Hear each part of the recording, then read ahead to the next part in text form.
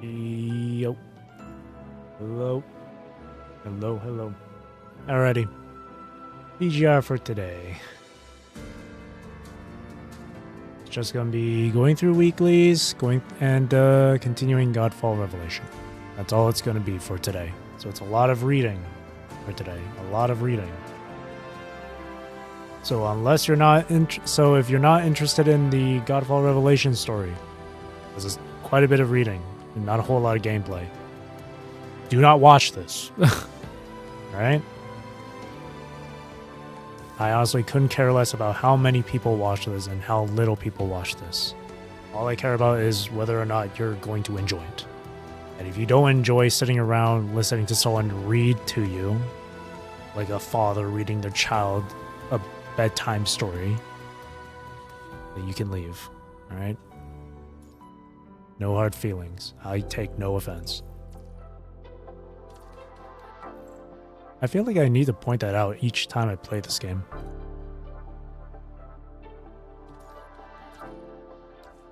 Because anytime anyone's presented with any form of reading or words, they get scared. They huddle up in the corner as if the boogeyman is there, ready to snatch them away.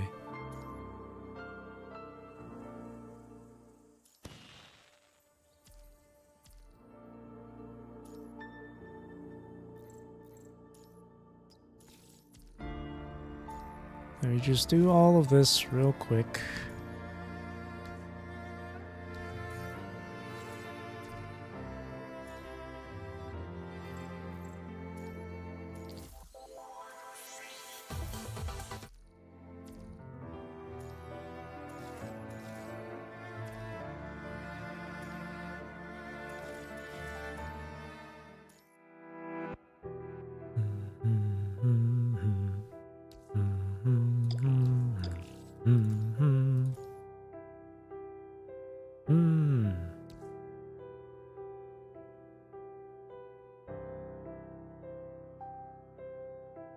No, that's not right.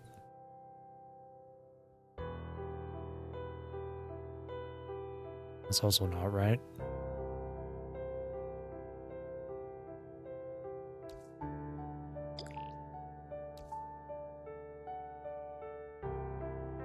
There we go. Wait. Oh, wait. I'm stupid.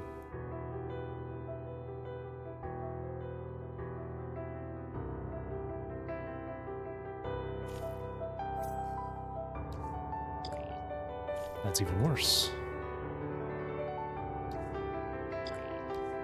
Oh, there we go. Sufficient. Really? Did I not pick up more? Oh. Well, I guess those used up twice as much.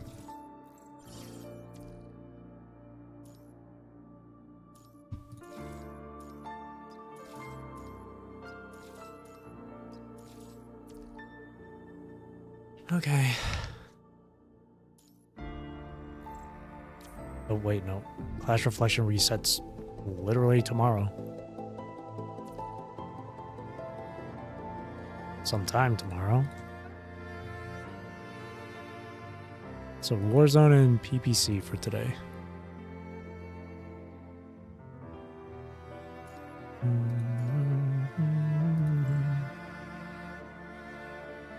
Now let me see here.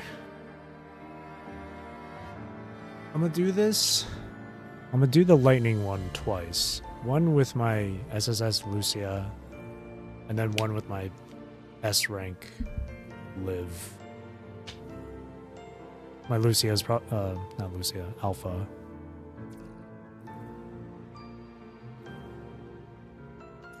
What's wrong with this? Oh, right.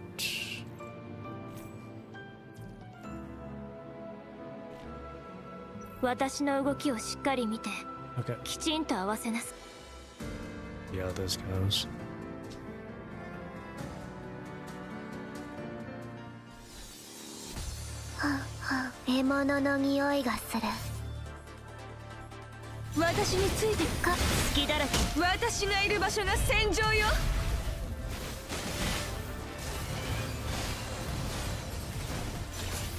その程度の抵抗、生死風より解かれし力、我が刃と化せ。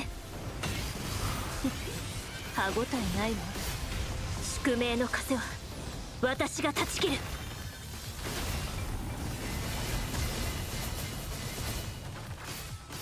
全力でかかってきなさい。風より解かれし力、我が刃と化せ。狩りが始まっ宿命の風は私が断ち切る。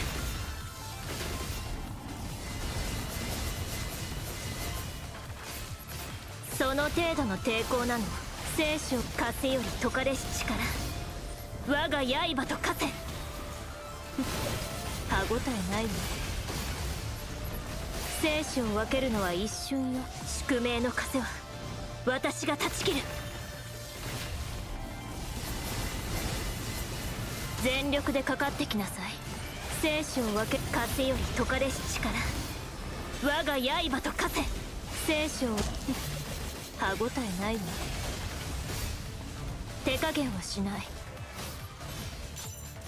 生死を分ける情けない。宿命の風は私が断ち切る。全力、その程度の抵抗、風より解かれし力、我が刃と化せ。宿命の風は私が断ち切る。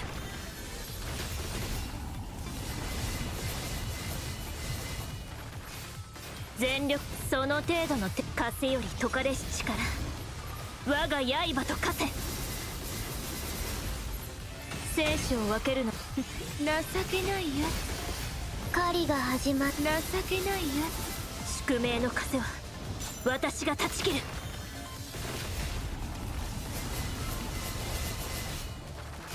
全力でかかってきなさい。風より解かれし力、我が刃と化せ。歯ごたえの狩り宿命の風は私が断ち切る。その程度の抵抗なの。全風より解かれし力、我が刃と化せ。狩りが情けない。宿命の風は私が断ち切る。21 waves. Nice. 巨来の旗のもと、私と歩む覚悟はあるかしら。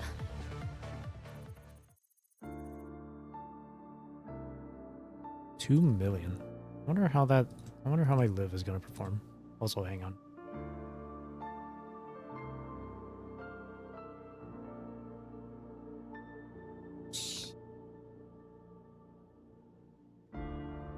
Just a slight adjustment to the title stream. There we go.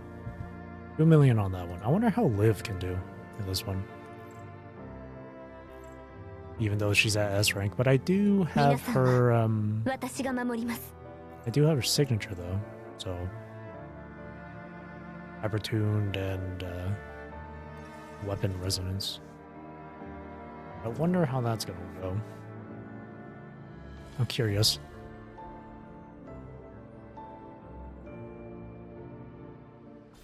I'm gonna be surprised if it gets to like wave 20 at least. 私についてきて。私を頼って。私がいる場所が戦場よ。帰りも情けないやつ。苦難を超え心を澄ませます。見届けなさい。これが私の意志です。ようやく情けないやつ。楽しんでくれた。神聖へと導きます。求めるのは帰りなさい。天の先行、苦難を超え心を澄ませます。見届けなさい。影を築く現像はいつか見破る。ようやく情けないやつ。狩りが情けないやつ。神聖へと導きます。帰りなさい。求めるのは天の先行を苦難を超え心を澄ませます。影を刻み現像はいつか見破られます。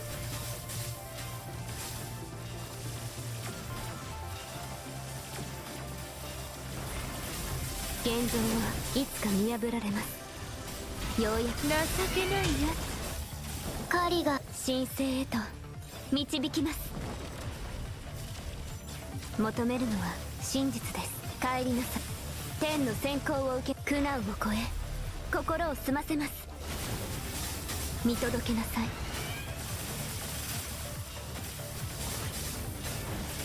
影を切る現像はいつか見破る。ようやく情けないや楽しんでか情けないや神聖へと導きます。帰りなさい。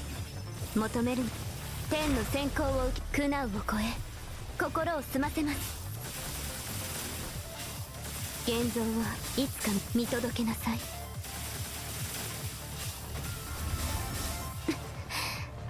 大したことありません。現像はいつ神聖へ Oh, と whoops. Fuck. 導きます。 Messed that up. 求めるのは帰り天の先行苦難を超え心を澄ませます。 Ah, she gets really close. 影を刻みます。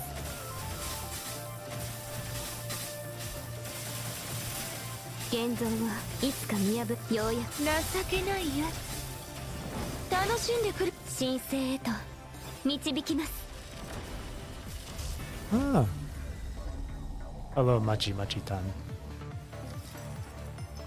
晴れました。未来はずっと平凡でしょう。 Hello. She gets really close, and that's just at S rank. And Sig. Huh. It's really close, yeah. Nihil.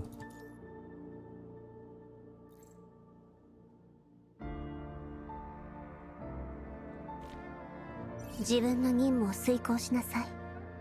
残りは私に任せて。 Okay.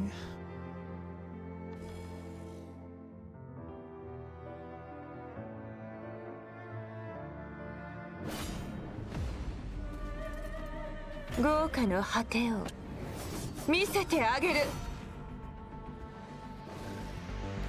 結末はまばたき静かに滅びなさい。見せてあげる。あなたの知らない景色をお返しするわ。あなたの望む奇跡を抱きしめなさい。やはりこの物語も結末は変わらない。溶けて消えな崩壊なさい。真実を受け入れなさい。物語はここで終わ終焉 Forgot の how 音を to 聞きなさい。 do Luna's thing. Completely forgot. り。逃がせないわ。静かに滅びなさい。あ、まだまだここからよ。笑える。はあ、年功祭物語。あなたに最高の痛みを見せてあげる。あなたの知らない景色をお返しするわ。あなたの望む奇跡を抱きしめなさい。やはりこの物語も結末は変わらない。この手溶けて崩壊なさい。真実を受け入れなさい。これで物語はここで終わり。終焉の音を聞きなさい。溶けて消えなさい。崩壊なさい。真実を受け入れなさい。これ物語はここで終わり。終焉の音を聞きなさい。逃がせないわよ。静かに滅びなさい。まだまだここからよ。物語はここで終わり。あなたに最高の痛みを見せてあげる。あなたの知らない景色を。結末はただこのまま私が先導します。お返しするわ。あなたの望むロキナ静かに滅びなさい。お返しするわ。あなたの望む奇跡を抱きしめなさい。やはりこの物語も結末は変わらない。この手溶けて崩壊なさい。真実を受け入れなさい。これで終わりよ。終焉の音を聞きなさい。溶けて消えん抵抗なんて崩壊なさい。真実を受け入れなさい。溶けて消えなさい。これで終わりよ。終焉の音を聞きなさい。逃がさないわよ。静かに滅びなさい。まだまだここからよ。はあ、物語はこあなたの最高の痛みよ。ナイス。さあ、新たな物語を歩みましょう。 Nearly 3 mil. Number 1. Cool. Cool. Alright, Phantom Pain. Oh boy. Ultima Slash. How joyous.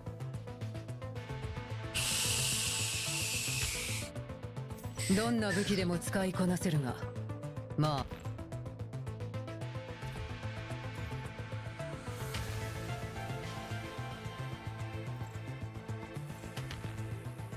Hang on.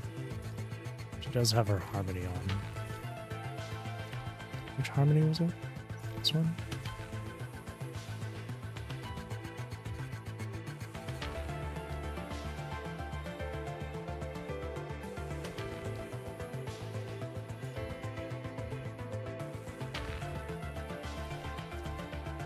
Oh, no effect.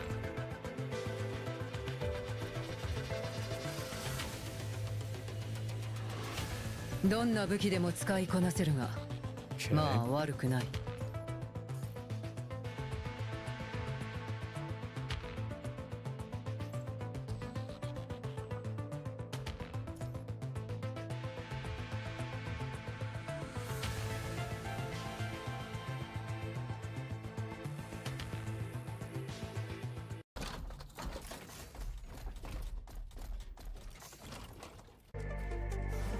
隅々の話になりません。共鳴のつるね。が共鳴のつるね。ソーイングエリアへようこそ。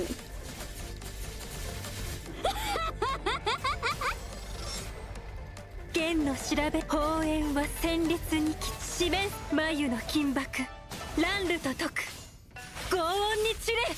強戦は霊獣す強化を踏み砕く。残響に乗せて全て滅びなさい。が手加減する理由はありませんよね。共鳴のつるね。これでお前らの罪を終わらせる。裁きを受け全力を見せてみろ。手加減する理由はありませんよね。潰される覚悟はできているだろうな。仰せのままが共鳴のつるね。裏切り者の結末は一つのみ。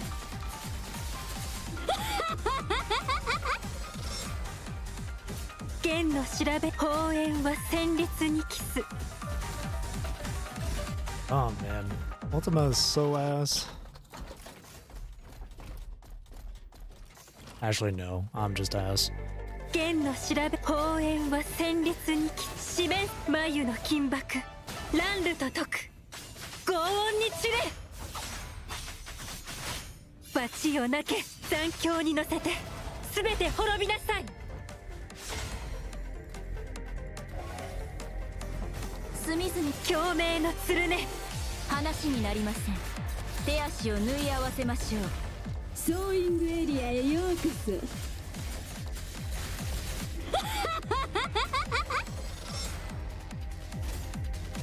脆弱なゴミが。手加減これでお前らの罪を終わらせる。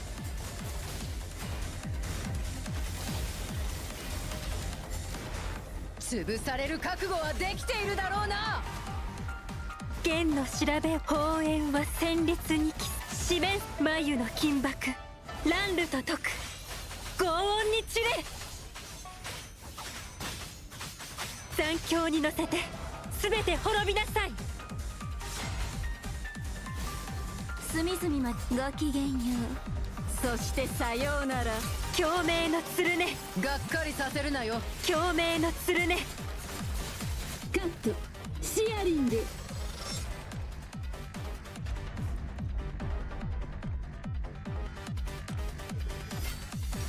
お客様のために仕立てた詩、ご満足いただけましたか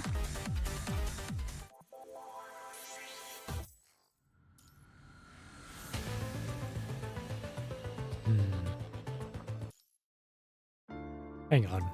I actually don't know what to do for her Ultima Slash here. She.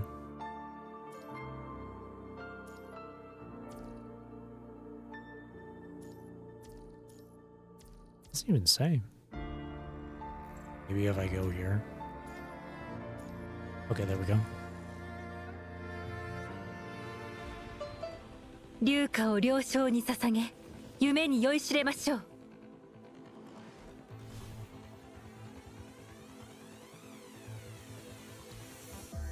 剣の調べは連綿と四面楚歌。眉の金箔、乱流と解く。轟音に散れ。強戦は強化を踏強化を踏み砕く。罰よなけ。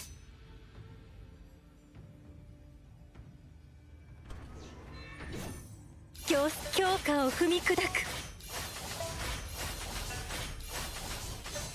強戦は霊獣す。残響に乗せて全て滅びなさい。Okay, I see. 幕引きにて演目終了。こたびの演奏いかがでしたか？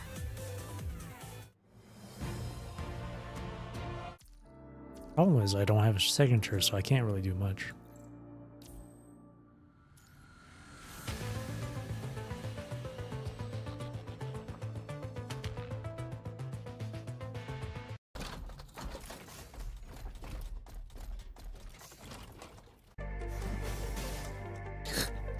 I thought Hanying was on my one, or yeah, on my one. 剣の調べは連綿と四面楚眉の金箔、乱流と解く。轟音に散れ。復調しなくちゃ。強戦は霊獣す。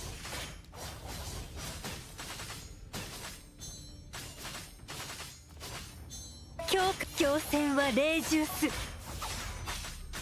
残響に乗せて全て滅びなさい。Can't do anything without her swig. 仰せの共鳴の鶴ね。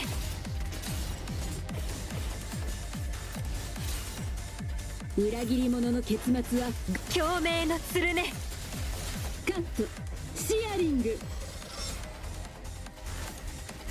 戦うに値し消えろ。手加減する。これでお前らの罪を終わらせる。裁きを受けろ。潰される覚悟はできているだろうな。剣の調べは連綿とがっかりさせるなよ。手加減する理由はありませんよね。四面楚歌、眉の金箔、乱流と解く。轟音に散れ。強戦は霊獣。復調しなくちゃ。罰よなけ。残響に乗せて全て滅びなさい。話になりません。共鳴の鶴ね。話になりません。がっかりさ。共鳴の鶴ね。カット。シアリング。消えろ。手がこれでお前らの罪を終わらせる。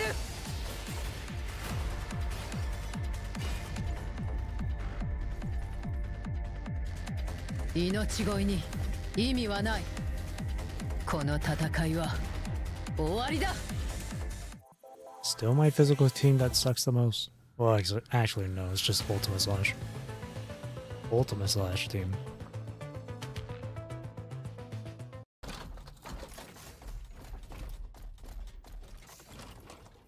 剣の調べは連綿と四面楚歌眉の金箔乱流と解く轟音に散れ強戦は霊獣す残響に乗せて全て滅びなさい仰せのまま墨共鳴の鶴ね話になりません。裏切りがっかりさせるなよ。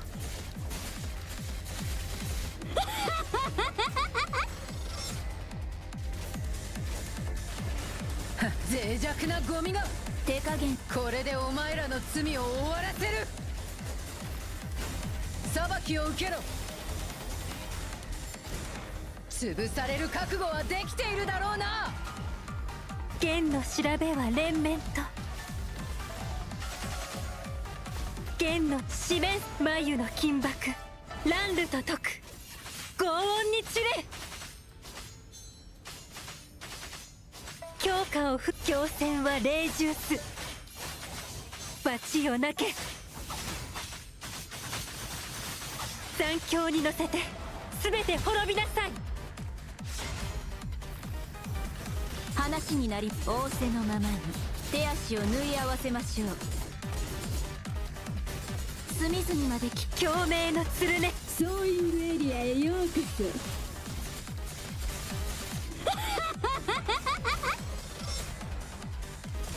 消えろ。これでお前らの罪を終わらせる。隙だらけだ。潰される覚悟はできているだろうな。剣の調べは連綿と四面楚眉の金箔乱流と解く轟音に散れ強戦は霊獣す罰をなけ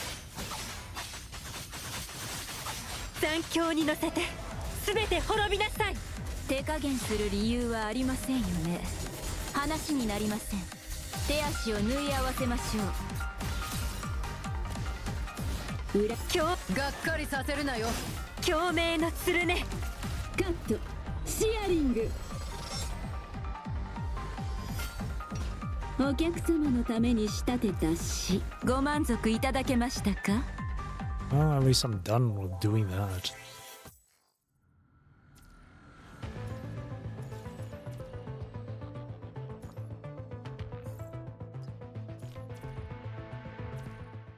Still not enough.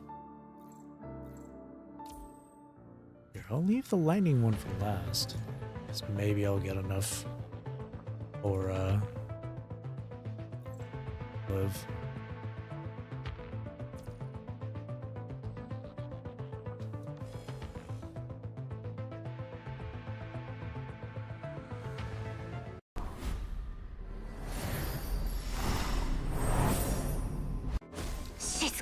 どけじゃ未練なく生けるチャンスをあげましょう。泡のように消えろ。出ていけ滅びろ。沈め海の底に崩れ食らえ行くよ。そら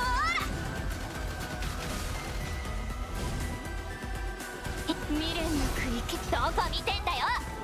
全部消えせ。最高どけ邪魔だ。幸運なお客様チップほら指揮官様欲望に溺れた彼らをご覧あれ。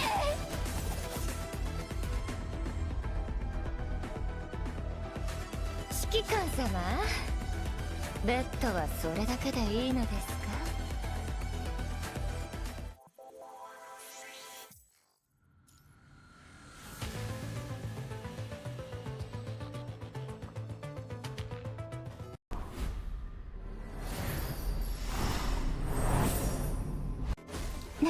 どけ邪魔だ。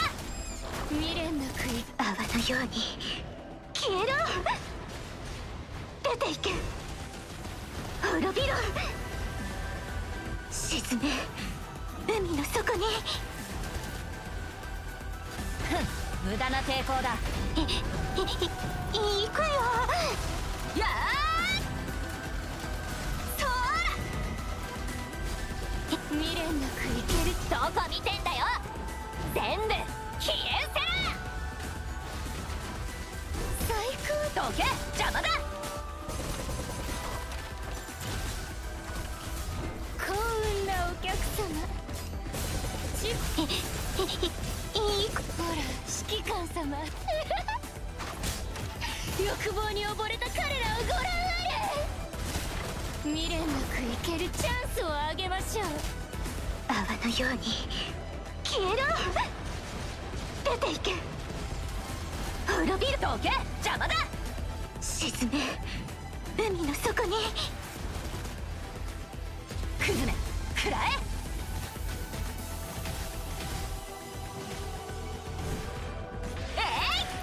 未練なくいけるチャンスをあげましょう。やえへへーどこ見てんだよ。全部消え失せろ。 Why I can't do the whole spinny spinny thing after 別 swapping に it 褒められるようなこと to じゃ her the second time?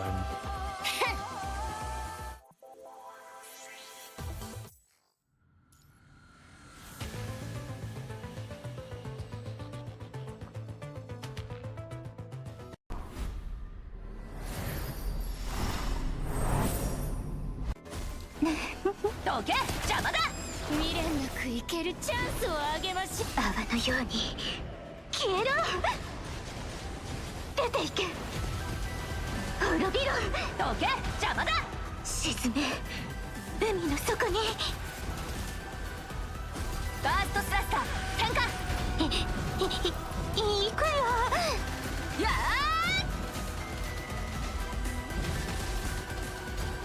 未練なくいけ。ーどこ見てんだよ。全部消え失せろ。どけ、邪魔だ。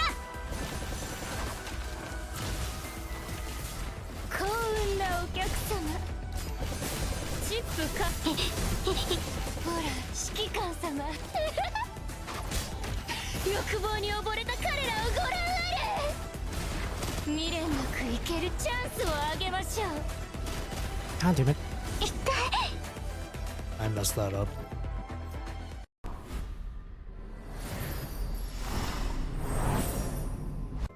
静かに。どけ、邪魔だ。未練なくいけ I る。 still messed that up. It's always the orb arrangement. どけ、邪魔だ。未練な。泡のように消えろ。 Then I always end up pressing the wrong button. 滅びろ。沈め海の底に。バーストスラスター点火。行くよ。や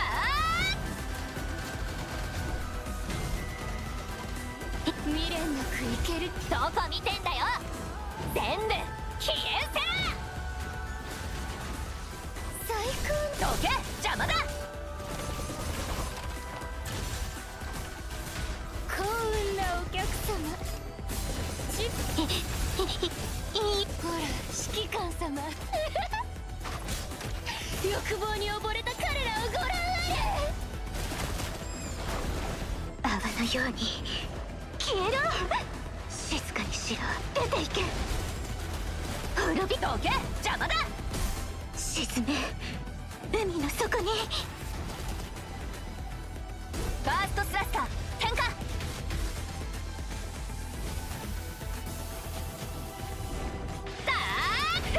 未練なくいけるチャンスをあげま I'm しょ gonna う。 do it after a dodge now, instead of having to live right out and swap.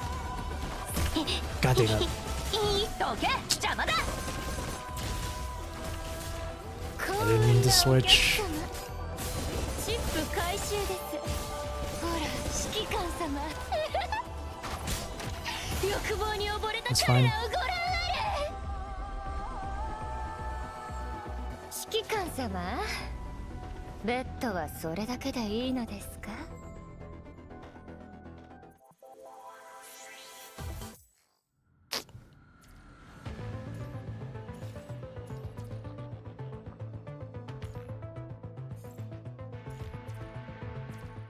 2 more left.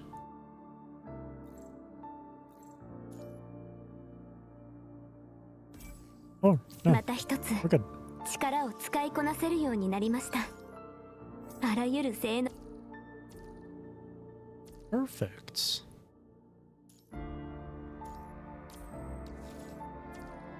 So now let me try Warzone again though with SS live.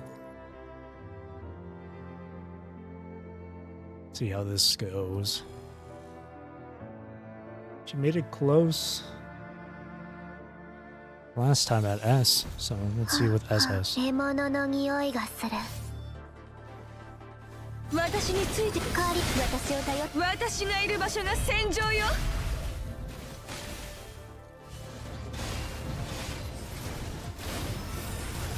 て情けな苦難を超え心を澄ませます。見届けなさい。これが私の意志でようやく夢の終わりです。大したことありま神聖へと導きます。情けないやつ。楽しんでくれとするわ。苦難を超え心を澄ませます。現像はいつか見届けなさい。大したことありません。影を刻む現像はいつか見届けなさい。ようやく情けないやつ。たか情けないやつ。神聖へと導きます。帰りなさい来光よ。天の閃光を苦難を超え心を澄ませます。現像はいつか見破られます。見届けなさい。影を刻みます。現像はいつか見届けなさい。ようやく情けないや神聖へと導きます。求めるのは帰りなさい。天の閃光を苦難を超え心を澄ませます。見届けなさい。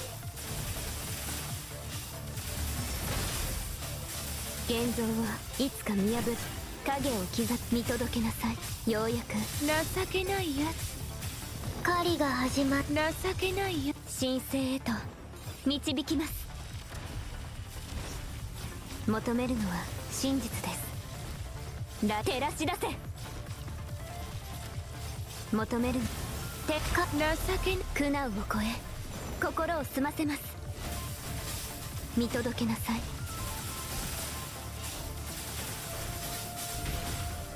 ようやく情けないや狩りが始まった。つ。情けないや神聖へと導きます。帰りなさい。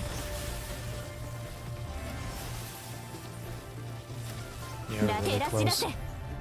really close to what I had before. 晴れました。未来 Still, はずっと平凡で just しょ still う。 not enough though.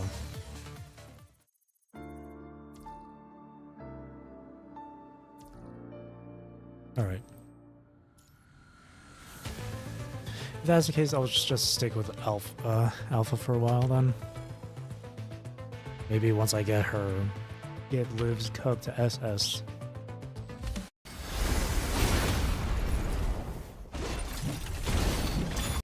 私についてか隙だらけ。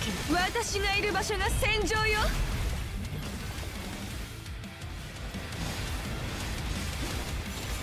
その程度の抵抗なの。聖書は風より解かれし力。我が刃と化せ。聖書を分ける歯ごたえないの。宿命の風は私が断ち切る。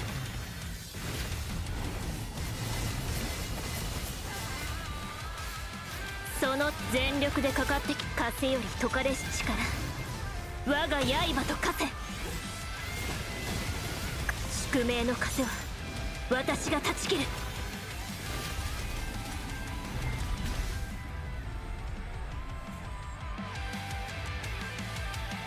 巨来の旗のもと私と歩む覚悟はあるかしら。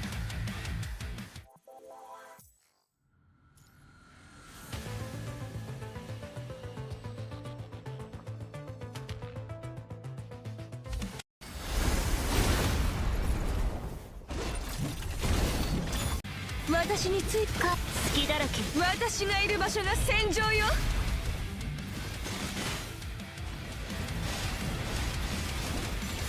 その程度の抵抗なの。生死を分ける風より解かれし力。我が刃と化せ。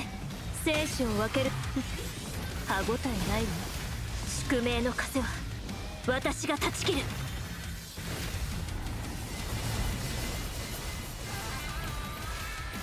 全力。その程度の風より解かれし力。我が刃と化せ。宿命の風は私が断ち切る。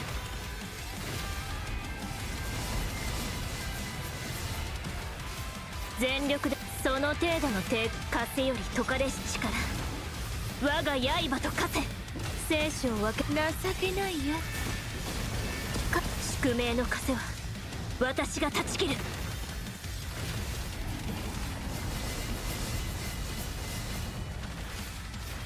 その程度の抵抗なの。生死を分けるのは一瞬よ。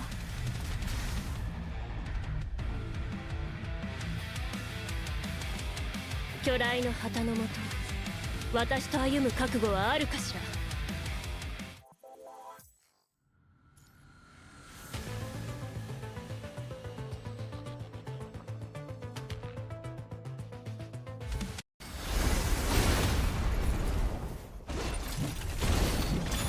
私につかり隙だらけ。私がいる場所が戦場よ。その程度の抵抗なの。生死を分けるのは風より解かれし力。我が刃と化せ。情けないや楽しんでく。宿命の風は私が断ち切る。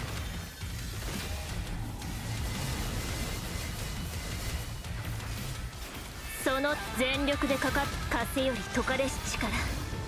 我が刃と化せ。宿命の風は私が断ち切る。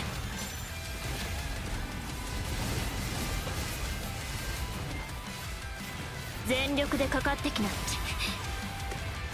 風より解かれし力。我が刃と化せ。歯ごたえないわ。宿命の風は私が断ち切る。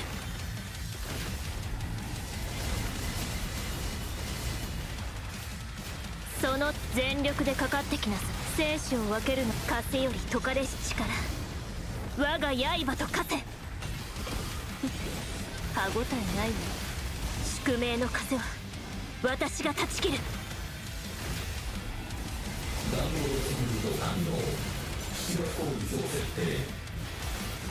生死を分けるのは風より解かれし力。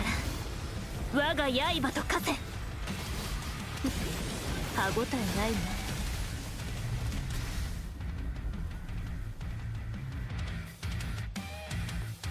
巨来の旗のもと私と歩む覚悟はあるかしら。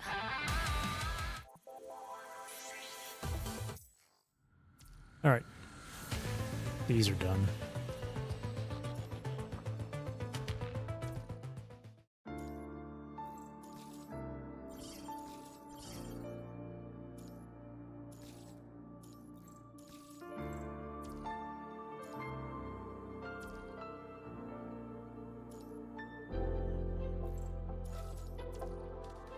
Alright. I'm gonna start continuing this. So, just want to reiterate, I am going to be reading through the story. Right? So if you're not here for the reading at all, you can leave. If you don't want to be bored out of your mind from the reading. So next on the list should be one shot. Right? Yes, there's quite a bit.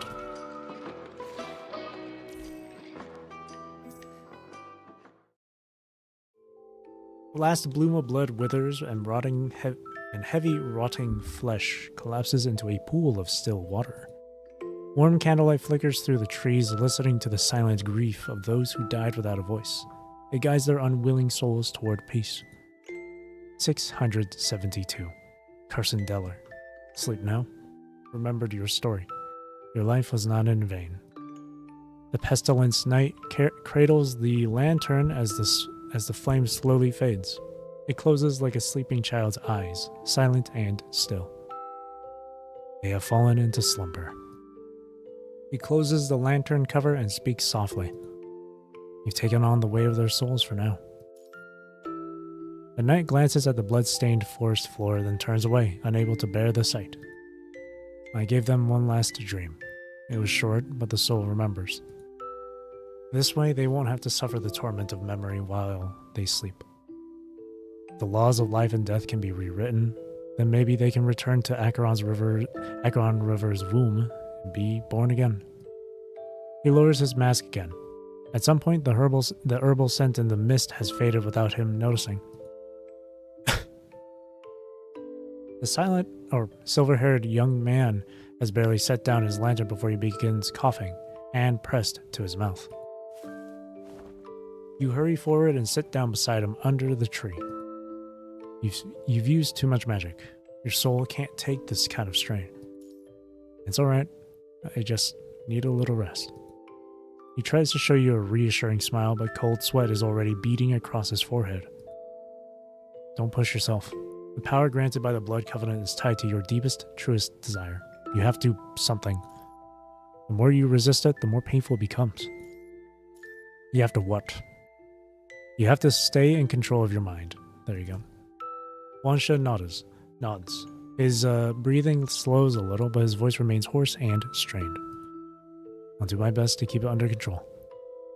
He's already drunk half a pot of water in one go, but his chest only rises and falls harder than before. Seeing how pale he's become, you make a decisive call. One body can't carry so many souls. Link with me. I'll help you bear the weight. A flicker of hesitation flashes in his golden eyes, but it's quickly replaced by trust. Alright. Promise me, don't go too deep. I'll protect you in the dream, but you have to protect yourself too. Alright. With your promises exchanged, there's nothing more to say. You lean back against the tree, close your eyes, and fall into the dream.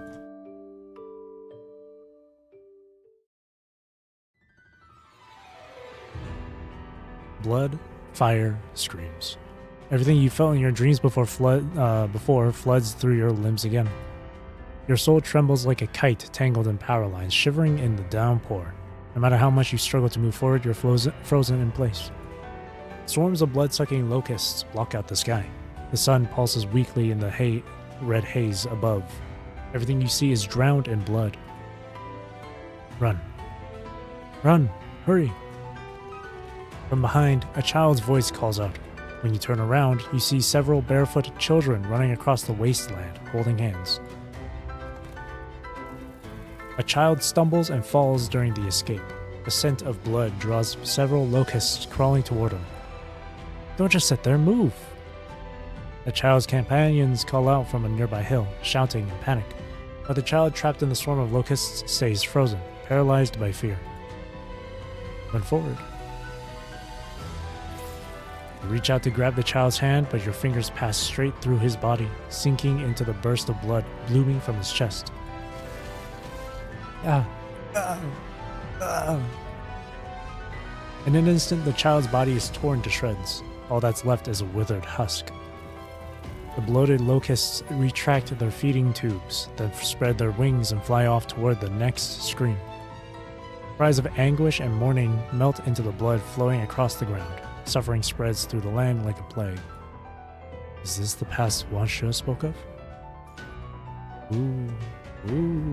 What the hell? In the red glow that smothers the sky, a massive pale hand descends from above, pressing down on the shaking earth. A low, agonized moan rises from beneath the ground, making every living thing tremble. Looking up, a giant wrapped in white light rises between the mountains, bellowing toward the crimson sun. The giant's steps shake the whole plain. Trees shudder, peaks tremble. The land roars with every step. No, don't chase me. What the hell is that thing? Help! First the blood locust, now a giant? This world's gone insane. Ah! Suddenly a different memory crashes into your mind. A sharp pain pierces your chest as if you've been stabbed, but it's quickly pulled away by a surge of warm white light. Once you come to, you realize what just happened. You accidentally tapped into a child's final memories right before their death. Was that Wansha protecting me? Keeping me from falling in too deep? But the nightmare doesn't stop. The blood locusts shriek endlessly, wave after wave, flooding across the red-stained plains. One by one, the children nearby fall. Some are dragged off by locusts, others collapse where they stand, never getting back up. I'm sorry. It's all my fault. I couldn't hold them back. Far across the field, another woman in white lies in a pool of blood, clutching a twisted candlestick. On her knees, she bows over the children's corpses, apologizing again and again. Please, gods above, demons below, anyone, have mercy. Just let one of them survive. They didn't do anything wrong. The blood locusts don't understand her prayers. They stir once more, lifting into the air and swarming toward the approaching giant. Crawling over his body like ants, they form a coat of living black armor. And the child, human, standing at the giant's feet, can only clutch their throbbing forehead, staring blankly at the unfolding nightmare. A quiet sigh brushes past your ears. After seeing this again and again, I truly don't know where humanity's path lies. Even if they manage to escape this prison of blood today, what about tomorrow? A year from now? 10 years from now? Must they always watch the ones they love die in pools of blood? Devoured like insects, only to bring new lives into a world of more suffering. Is that the future humans are fated to endure? If everything we've just witnessed is judgment passed down from the sanctuary, then God, what sin have I committed? What do I atone for it? Or how do I atone for it? I beg you, if I can't be saved, then at least show me a path forward. I will walk it with devotion into the arms of sweet death.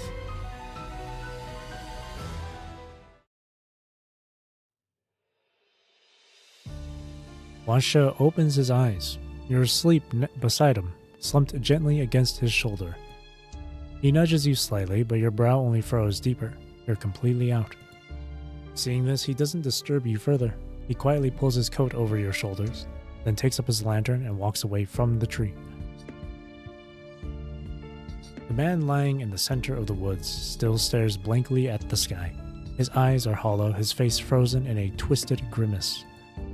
All around, hanging from the trees, are the shriveled remains of his companions, every one of them drained dry. The silver-haired youth kneels beside the man and gently closes his eyelids. Then he presses his index finger against the man's forehead. A rush of fragmented, chaotic memories tears through his mind. Somewhere in a pitch-black ritual chamber underground, dozens of people in tribal clothing gather around a bonfire, whispering chants in unison. The man stands solemnly at the center, raising a candlestick high and shouting over their murmurs. It's time. We return our bodies to the abyss and forge our souls into spears for Carcosa to wield. Tell me now, in choosing this path of redemption, do you carry any regret? Those on the altar raise both arms high and answer him with fierce, burning conviction. No regrets. We have no regrets. Good. Let the ritual begin. The priest steps toward the girl tied to the ground and raises a sharp blade overhead. The child's nose and mouth are sealed. Tears stream from her eyes as she tries to crawl backward, but her body won't respond. May you be blessed by the earth in your next life. The tribespeople shed their outer robes, revealing pentagrams drawn across their bare chests. The time for the offering is now. As soon as he finishes speaking, the believers turn their blades on themselves. In perfect sync, they cut their own throats without a moment's doubt. Blood splashes onto the altar floor, running through hidden channels and forming strange red-brown rooms. Dozens of bodies fall lifeless to the ground, no longer tethered by consciousness. They become new offerings. The once living flesh fades into stillness in an instant, yet the ritual site remains eerily silent, unchanged. The bound girl puzzles over why she's still alive. From the silence and darkness, another slender figure steps forward. Ashlar, this ritual has failed too. So what will you do next? The white-haired girl lifts her skull mask, revealing a clean, emotionless face beneath it. Holy Maiden, the magic in their blood must not have been strong enough. But it's fine, we still have one more offering. That child was handpicked by me. Our magic levels are extremely high. One more trial should be enough to confirm it. Ashlar points to the little girl tied beneath the altar. She begins to squirm and whimper in protest. Enough. You've already killed plenty of outsiders in that castle. They got us nothing but unwanted attention. Canary, whom Ashlar reveres as the Holy Maiden, kneels and gently closes the eyes of her fallen kin one by one, her face full of compassionate sorrow. Don't let outsider blood defile this sacred place. Understood. Then let me be the sacrifice this time. The black-robed man draws the bone knife again, but this time he turns the tip toward his own chest. Ashlar! The Holy Maiden's voice tightens, showing a flicker of anger, but Ashlar stands firm. Holy Maiden, we're out of time. The castle has fallen. They'll find this place soon. We have to discover the true summoning method before that happens. If unclean blood can't touch the primordial altar, then let me offer myself. He pauses briefly, but the weight of responsibility pushes him forward. Holy Maiden, please. As the tribe's final ember, you must complete this mission. The white-haired Holy Maiden doesn't look at him. She lifts her chin and accepts the burden in silence. I understand. I will carry on your will. No matter how long it takes, I swear I will find a way to reach Carcosa. The Haruka people, tribe's people, will rise again on this land. Ashlar nods and says nothing more. Without hesitation, he drives a bone knife into his own chest. His body falls with a heavy thud. His vision spins as he collapses, and all he can see is warm blood flooding from his palm, the reddish-brown liquid running into the grooves of the altar's design. Flames burn at the edge of his sight, dancing wildly for a moment as if stirred by the collapse of their owner. The flames. The altar is reacting to Ashlar's blood. Canary's delighted cry reaches his ears, but he no longer has the strength to look at her expression. The warmth is quickly leaving his body, yet something inside his chest burns even brighter. Good. We finally found the key to redemption. Just before the memory ends, the bound girl stares at the memory's owner with terrified eyes, her pale face filled with despair.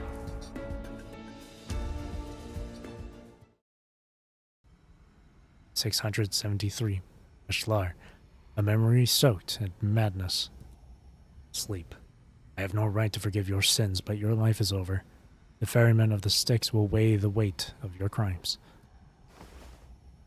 The Pestilence knight puts away his lantern and stands. He looks up at the corpses hanging in the trees. They're the same group of believers he saw in the memory. But unlike the earlier murder victims, these all bear identical, self-inflicted slashes across their throats. The angle, the force, everything is the same.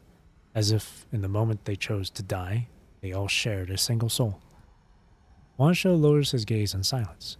The scene he once witnessed in the castle floods back into his mind. Moonshade belladonna, silver-veined poppy, delirium mint, all plans to excite the mind and twist vision. So the tribe even has a drug specialist. The situation is worse than that traveler described.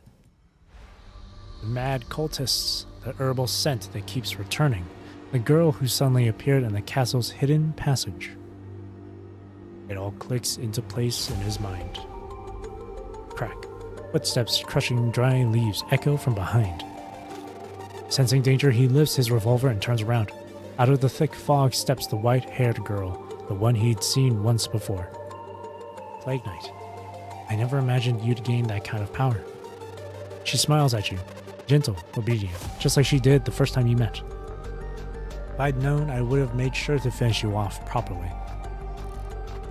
The revolver's chamber spins. The bullets are loaded. What greets her now is nothing like before. Your goal. Is it to become Carcosa and bring catastrophe to the world? No, you're wrong. Carcosa has nothing to do with the catastrophe. The girl tilts her head as she strolls closer, a heavy herbal scent clinging to her. You outsiders are the ones who imagined the connection between Carcosa and the catastrophe. Carcosa is sacred. It was never meant to be understood or touched by tainted blood. But what is Carcosa? It's this land itself, soaked in innocent blood. Neri stops walking. Beneath the goat skull mask, her eyes finally reveal open, murderous intent. Even now, standing here, none of you remembers what happened on this ground. Centuries ago, the tribespeople, Haruka, knelt here, begging you not to attack. They pleaded for mercy that you would at least spare the children who had no idea what was happening. And now, centuries later, the laws are broken, the catastrophe has come, and you, outsiders, are the ones being hunted. Now, only now do you realize it was never fair? You humans, outsiders, really are selfish creatures. Laughing madly, the girl grabs the skull on her head. Her shrieking laughter fills the air as columns of gray-black mist shoot from behind her and strike at you. The black fog reeks of poison herbs. It slams into you and coils around your body like a vortex, but it doesn't hold for long. In the next instant, a blue light shines from the center of the storm. The lantern in the knight's hand absorbs all the dark mist summoned by forbidden magic. The knight raises the gun in his hand. The knight raises the gun lance in his hand. Okay. Then I'll have no choice but to fight you. Fine. That's what I was hoping for. She crouches low, her fingers curled like claws. Letting out a beast-like roar, she charges toward you.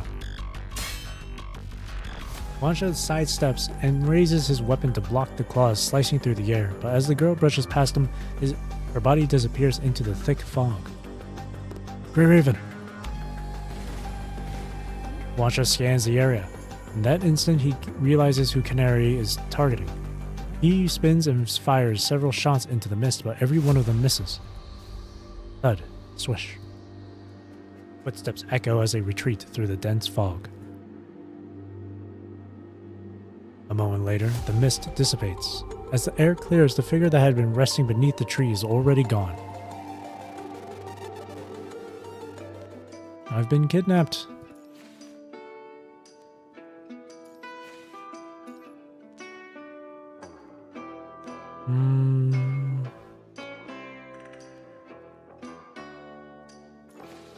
I could do holy damage. Holy damage and shield.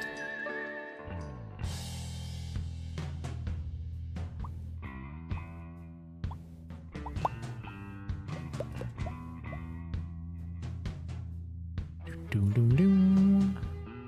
Boom boom. So we got this. We don't have a shield skill yet.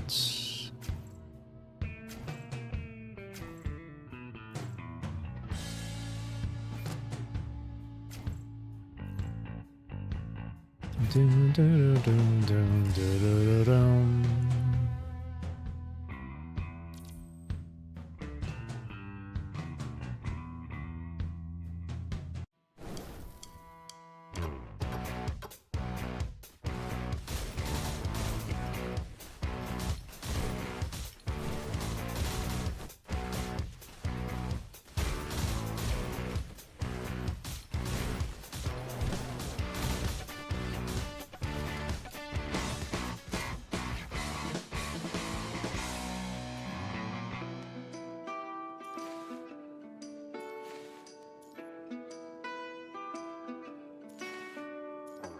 All holy damage here.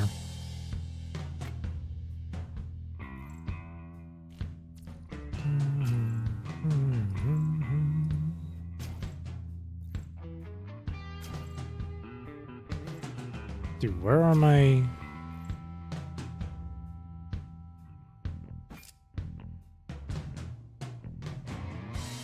level wash up to 10 or 5 here.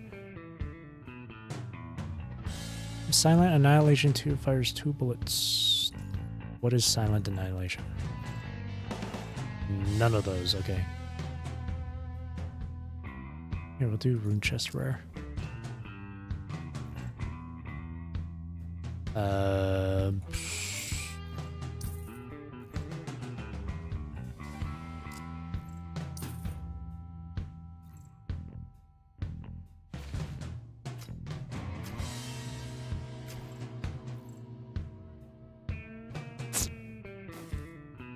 Nothing really good.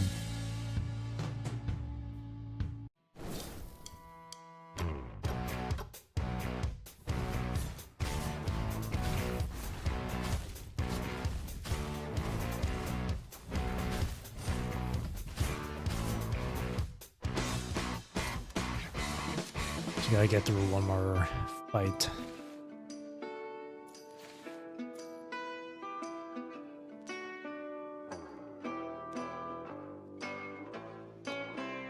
Okay.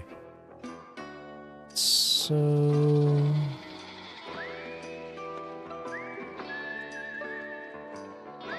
let's do this one.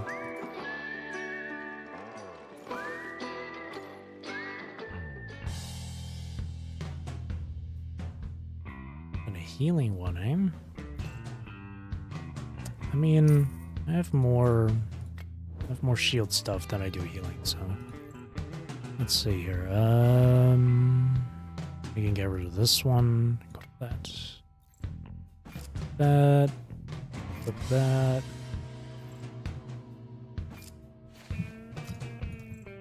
That.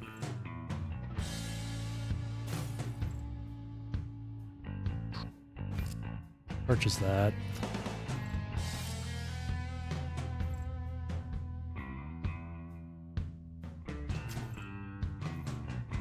Shield boost for every holy damage. That's really good. I think I'll sell that instead. Freeze.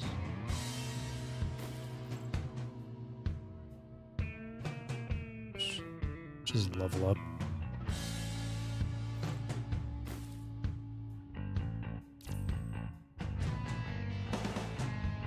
This is the last fight, but if I fail, I mean, I have 5 lives, so.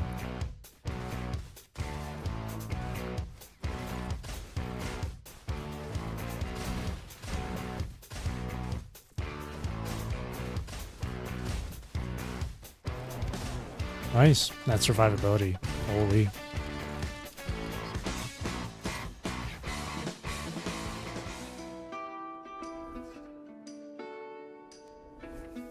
Sweet.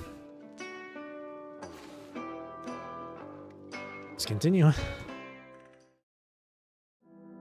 Within the long dream, you feel your consciousness violently pulled away and shoved into another memory. It's a memory filled with pain, anger, and defiance. It makes your heart tremble. But the owner of that memory rejects the intruding presence, and your mind is forced into another memory entirely. This one is warm and calm, so much so that it brings to mind the peaceful days of being cradled in infancy. You open your eyes and see the people, Haruka, who once lived on this land, bathed in the glow of the setting sun. Out on the plains, several barefoot Tunkins carry bundles of quinoa, smiling toward the fiery setting sun. They wear animal skulls on their heads and call each other by the names of beasts. Among them there is no hierarchy, no elder or youth. They're equals, sharing all that the land provides. It's late autumn. Cool winds drift through the open fields. Ravens soar in the sky. Thrushes sing among the trees. They hold enough food to last the winter as they walk home, their hearts filled with gratitude toward the gods who watch over their tribe. Back then, the Haruka tribe believed that this land, Carcosa, had a soul. Every leaf and tree, every stone and grain of sand was said to carry the spirit of a god. They took only what they needed and left the rest untouched. You do not step forward because you already know how this story ends. You remain at the edge of the vision, watching the returning figures grow smaller and smaller on the plain until they vanish into the last light of the sun. You know what happens next, don't you? A voice asks from behind. You do not turn. That question signals the end of the dream. This is beautiful. You were meant to live this way. Yes. Who wouldn't want that? The figure behind you sighs and steps closer, wrapping a hand around your throat from behind. But a dream is still a dream. Time to wake up. Slender fingers tighten suddenly. Fingernails dig into your skin. A sharp voice tears through your soul, dragging your consciousness out of the false paradise. Open your eyes, Grey Raven. Open your eyes. You lift your heavy eyelids. You're still in the dim forest. A blade presses against your throat, dragging your body awake from slumber. The tribe's holy maiden has tied you to a tree and now yanks you up by the collar. Spare me the pleasantries. You've already taken the liberty of rifling through my memories, haven't you? Grey Raven, you followed me all the way here, so I assumed you already know what I'm trying to do. The ritual held by the surviving tribespeople failed, and now you're hoping the Bloodsworn's power can take their something. Can take their place. So what about you? Are you ready to sacrifice your life? The silence doesn't last long. Without hesitation, you speak up, honest and direct. If I'm being honest, I think the chances of success are pretty low. We'd be better off joining forces, taking out the Supreme Heaven together. After that, we might actually live as something. As equals on this continent. What a sweet little dream you've built for yourselves. But did you ever stop to think if we wanted to be a part of it? You have no choice. When the next catastrophe hits, Haruka will suffer as well. It's only a matter of time before the angels come knocking for you, too. The girl doesn't argue. She pauses in thought for a few seconds, then suddenly flips her blade and points it at your chest. No, I have a better option. I can turn you into a living dead. The ritual only needs your blood anyway. I don't want outsider blood staining the sacred altar, but I'm also not about to waste such a perfect offering. The blade slides down your neck, stopping above the ribs right in front of your pounding heart. The ancient oracle only said that powerful blood could summon holy death. It never said it could only happen once. Once holy death resurrects all of our kin, Haruka, we can gather our forces again. We'll declare war on the sanctuary and on all of humanity. And you'll stay with me. You'll be my living sacrificial tool. If you behave, I might even help you take care of those archangels too. Can holy death really appear? Are you trying to provoke me? Her gray eyes narrow. Like a beast sensing danger, the girl arches her back. Don't mistake me for one of those sanctuary bastards who ordered the slaughter of your people. That ritual? It's failed more than once. You shouldn't have pinned all your hopes on me. Trust me, we both want the same thing. To rewrite the laws, to bring down the Supreme Heaven. If I die here, you lose an ally. Neri lowers her bone blade, lets go of your collar and grins. You're not like the others. You're not like those cowards who call themselves human. You convinced me.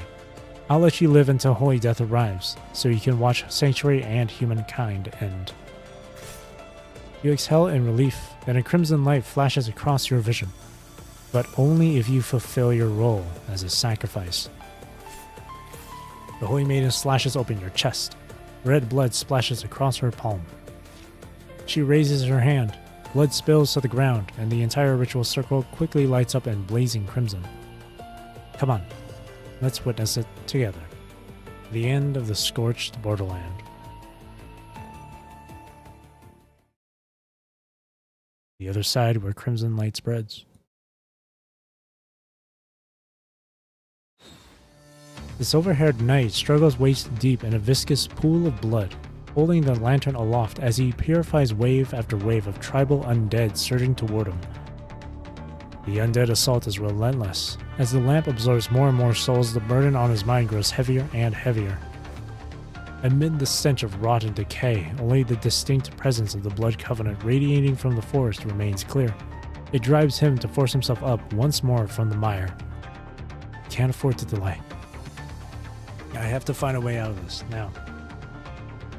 Knight grips the lantern tightly in his left hand. With his right, he manifests a gun and fires a blazing shot, burning a path through the forest.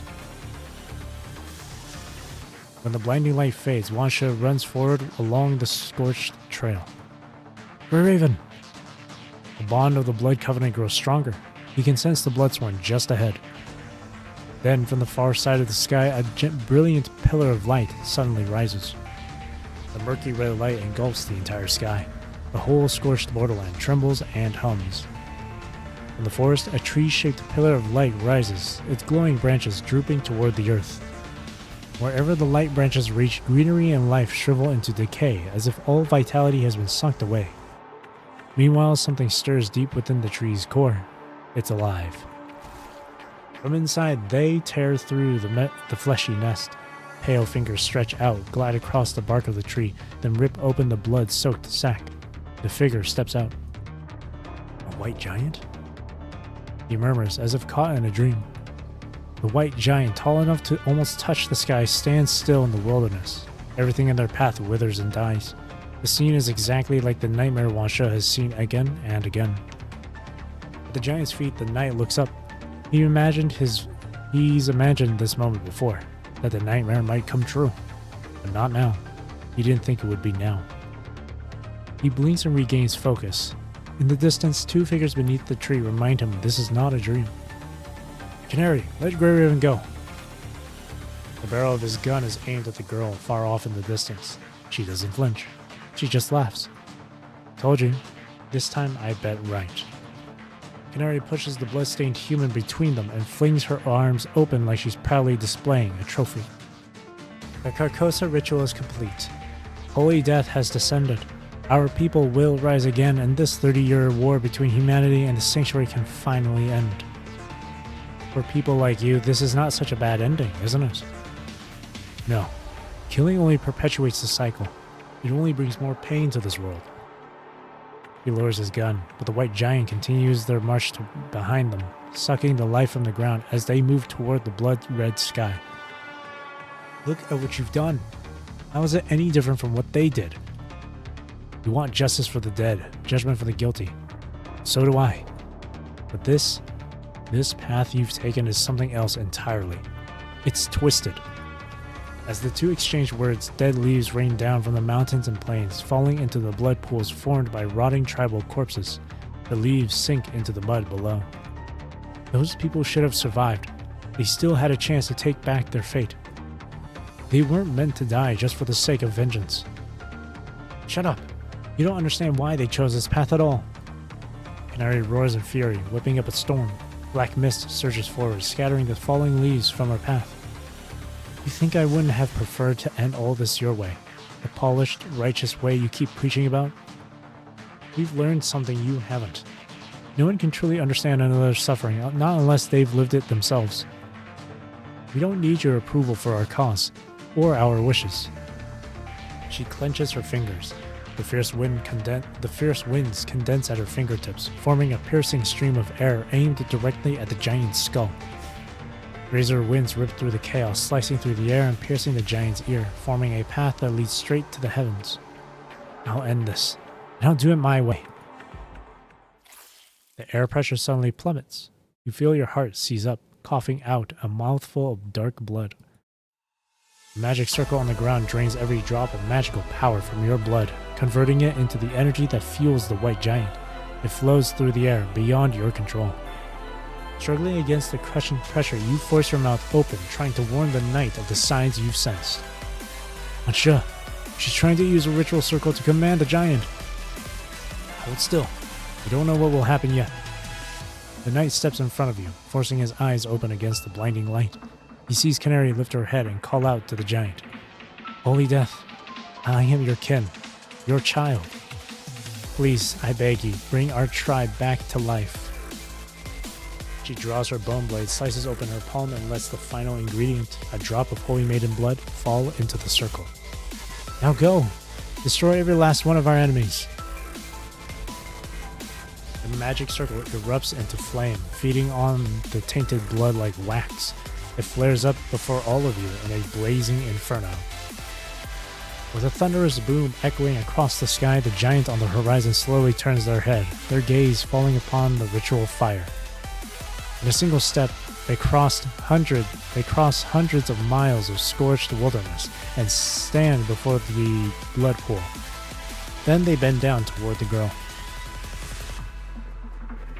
The giant pale hand lowers toward the ground again. Canary lifts her arms with reverence and runs to meet them. Ah, holy God, I've waited so long for this day. Her expression is filled with pure, blissful devotion, the kind that's ready to die. I've endured everything to reach this moment. Please, I beg you, take us away from this sea of suffering. She charges toward the giant palm, tears streaming down her face, but just before she can reach it, the hand withdraws. She stops cold, frozen in disbelief. The giant says nothing.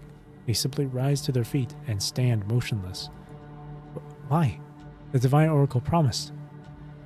The blood pooled in the altar slowly burns away. The ritual flames flicker and begin to fade. When the fire finally dies, the silver-haired knight emerges from the smoke, supporting you. Both of you are stained with blood. What the? Masha. The giant kneels. A girl with black wings sits on their shoulder. As the giant lowers themselves, she is revealed to the two standing below. Her voice is both airy and overwhelming, like a divine proclamation. Each word strikes with the weight of a hammer. The chains that bound your heart snap. You exhale sharply, regaining control of your own power. Wansha, as if expecting this, releases you and steps forward alone. Who are you? My name is Uriel. I serve under the cardinal deity as one of the 4 archangels. You are the Holy Son. I have come to awaken your true memory.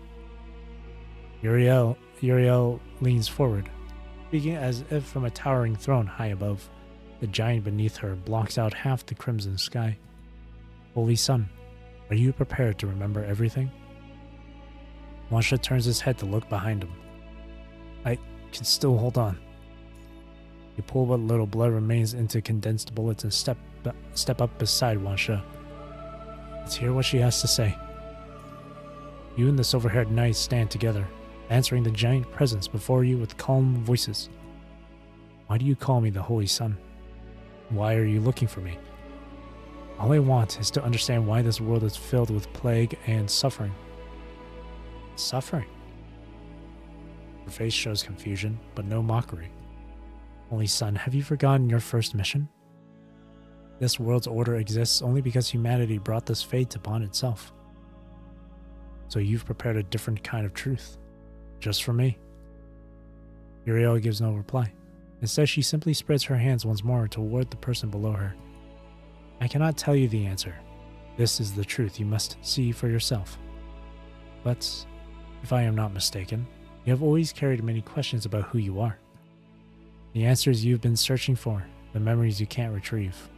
They're just ahead. The giant opens their hand, flattening their palm like a platform and placing it before the two of you. Step onto the platform. I will guide you to the end of your search. All your questions will be answered within the amber. Suddenly, a warm, steady hand presses against Wansha's back.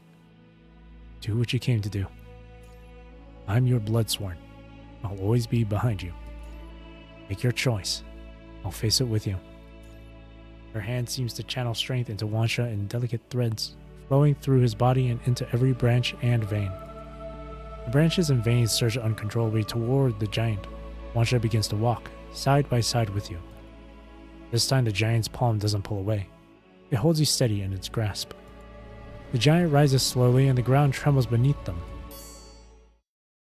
A shattered bone blade is tossed into the air. It spins once in the palm, then lands at your feet. Why? Why? The god we summoned by pouring in the last of our tribe's bloodline. Why would it grovel before such vile outsiders? Liars. The sanctuary humans, you're all liars. Canary stands on the ground, roaring in the direction where you departed. I won't forgive you. Neither will Haruka, tribespeople. Not in 100 years, not in 1,000. Mark my words, one day someone will carry out the revenge I couldn't. You won't get to live out your days in peace.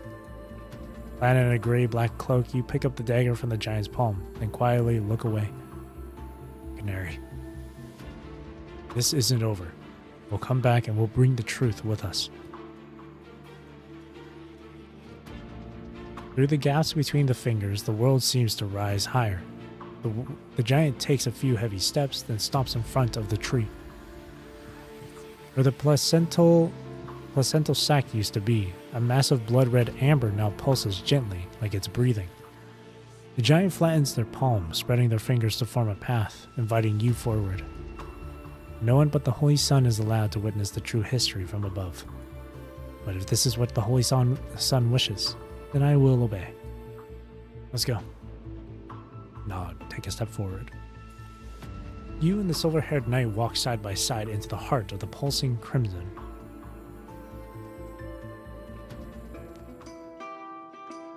Let's move. The answers are ahead. Look up down upon the heavens. Gaze upon the mortal realm. Pick up a fragment.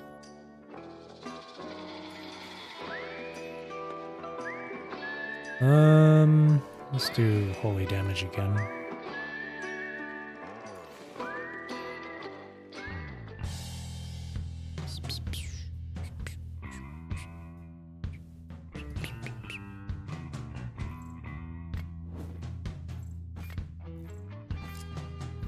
Equip those. Oh yeah. Level up.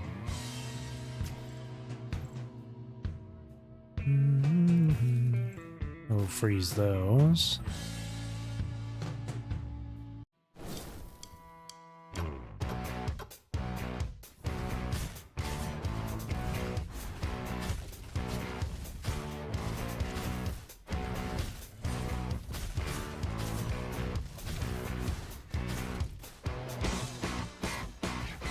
Nice. Look at the tribes people.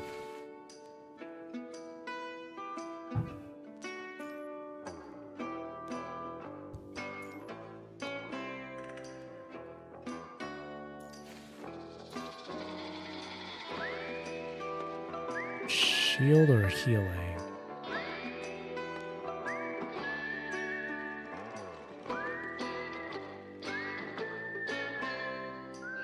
Let's do shield again.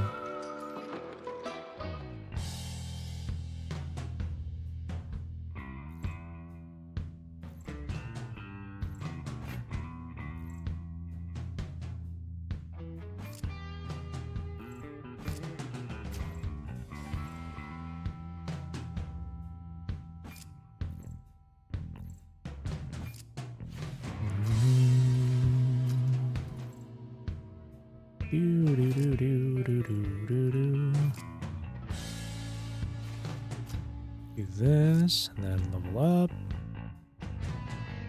I only have one coin left. We'll do one refresh. Alright, none of those are great. Alright.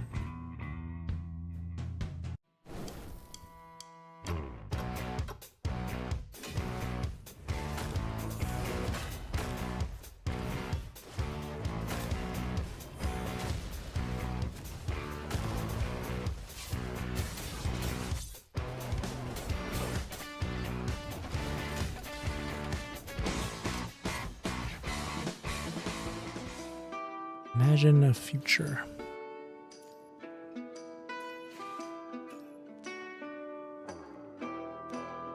Ooh. Excuse me.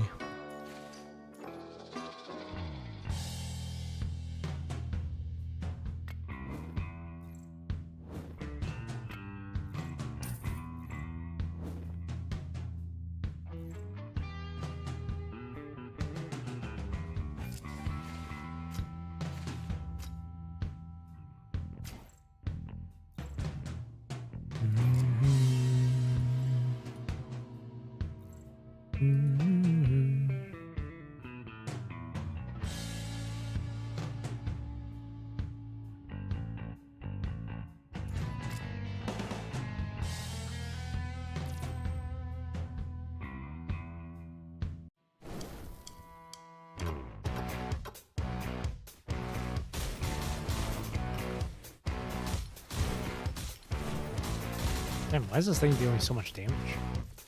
Holy shit, okay.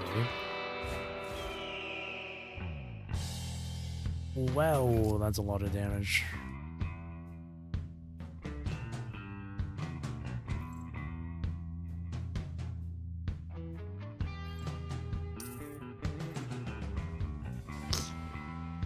Aww.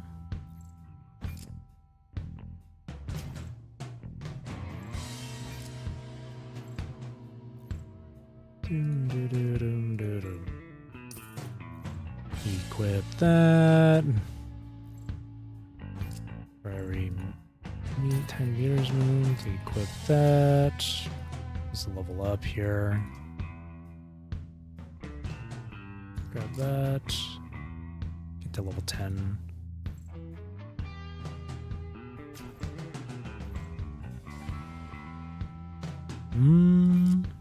Take that. Get rid of that. Please. That's good too. Alright. See how this goes on.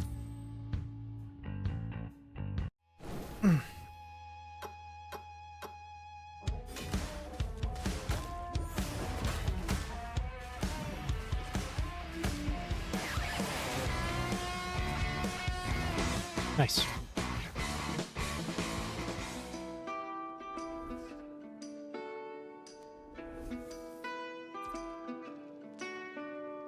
We've come this far. Whatever truth we find, we face it. Thanks for staying with me, Grey Raven. No problem, buddy. Extensive reading time. Yippee! The clock hand keeps turning. He sees the weight of history buried beneath the earth. He sees the tree rings of an ancient trunk flow with the passing sun and moon. He sees drifting sand gather into stone, only to shatter again in the depths of rushing rivers. Time, once slow and fast, suddenly accelerates. The hands on its great dial spin forward toward the next cycle. Forward? I mean, it's going backwards here. The silver-haired young man glares through the raging current, struggling to seize hold of that one sliver of light he can still make out. He cradles the clock in both hands and presses his palms together, finally anchoring the spinning hands in place. On the frozen face of the clock he sees it, the moment where it all began.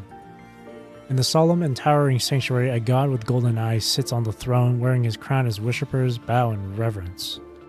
Beside him stand several angelic attendants with heads lowered, holding incense cloths and holy water, tasked with ensuring that everything seen by the cardinal deity remains spotless. Below the throne, the people sob and plead. They speak of how the inhabitants of this continent treat them, outsiders, as less than animals. They abandoned everything to follow the cardinal deity to this new land, but now they can't even feed themselves. As their cries rise and fall, the cardinal deity rises from his seat and points his power toward the scorched borderland beneath the heavy clouds. Go, I will guide you to victory. The 4 archangels will be your blades. They will bring you bread and wine. Time's hands move faster, spreading war and conquest across the land. Blood splashes across the quinoa fields. The corpses of the tribal people are tossed carelessly by the roadside. Those who claimed victory lean wearily against broken walls, lighting cigarettes beside campfires. War's over. Where are you planning to go next? Think we have a choice? Once the cardinal deity clears this region, he'll just have us back to serving the angels again. The gap-toothed man spits a splash of bloody saliva hitting the ground. Whatever. Better go back as a blood slave with a full belly than to starve to death. He lifts his head and looks over the mountains of corpses by the roadside, then lets out a long sigh. His blood debt. Who knows how many years it'll take to repay it all. Don't hate us. We're just following orders. Maybe we'll all meet again in hell before long. Centuries roll on. Billions of lives have passed through the mortal world, then plunged into the dark waters of the Acheron River, caught in endless reincarnation. The Supreme Heaven has seized full control of the scorched borderland. Under the Sanctuary's rule, which has lasted for 100 years, No one dares defy the cardinal deity's will or his divine decrees. The angels continue their enslavement of humanity, extorting blood taxes. Everyone endures in silence, numb and resigned, accepting the laws of the three realms as unchangeable. No one questions why the world was built this way. The truth of that era is buried beneath the dust, silent and forgotten. The phrase, tribespeople and borderlanders were born enemies, becomes a footnote no one cared about, tucked into the margins of history and weathered by wind and sand into a grimy scar.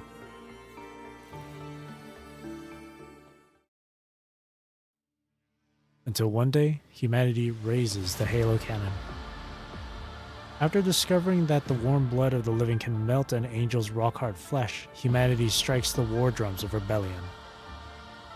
The Iron Army mounts a cannon several meters long atop the Halo fortress. Its pitch-black muzzle points skyward toward the heavens. Amid a roaring crowd, it fires a brilliant, majestic torrent of light that streaks across the sky like a comet, piercing the lofty aerial citadel. Wherever the aurora passes, all things collapse and crumble. The once unreachable sanctuary breaks apart in a thunderous hum, reduced to dust and ash as it rains down over the mortal realm. The angels scream and scatter, fleeing in panic, clutching the gold and silver they have spent centuries plundering. The cardinal deity standing in the light's path is struck directly by the superheated blast. The divine core hidden beneath his golden bones and silver flesh is destroyed on impact. The divine core is the secondary hub where gods store their soul wisdom. Over the eons, gods slowly lose their feelings and senses, forcing them to deposit all memory into this core. As the cardinal deity nears death, he looks down at the very people who once knelt and begged for his protection, now cheering his fall. But even as his divine core fades away, there's no hatred left within it. Why? All he feels is confusion. As an all-knowing, all-powerful being who has lived without end, he has never once known what it means to fear death. In his eyes, the tribespeople and the humans he brought to the scorched borderland with his own hand are nothing more than thin strands on the wheel of life. Humans begged for peace, pleaded for his protection, so he sent the angels, and once their wishes were granted, he took their due in blood and cast them back into the cycle of life and death. That's how the three realms have kept it turning. The man who dies in the mines today might be reborn tomorrow, crying in some distant delivery room. He still can't understand why. Why now, after all this time, humans have risen in rebellion against the laws that shaped their world.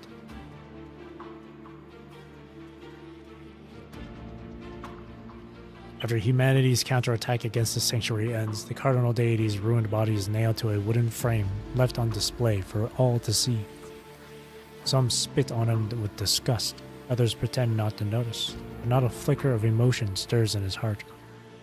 He still cannot understand the feelings that belong to humanity.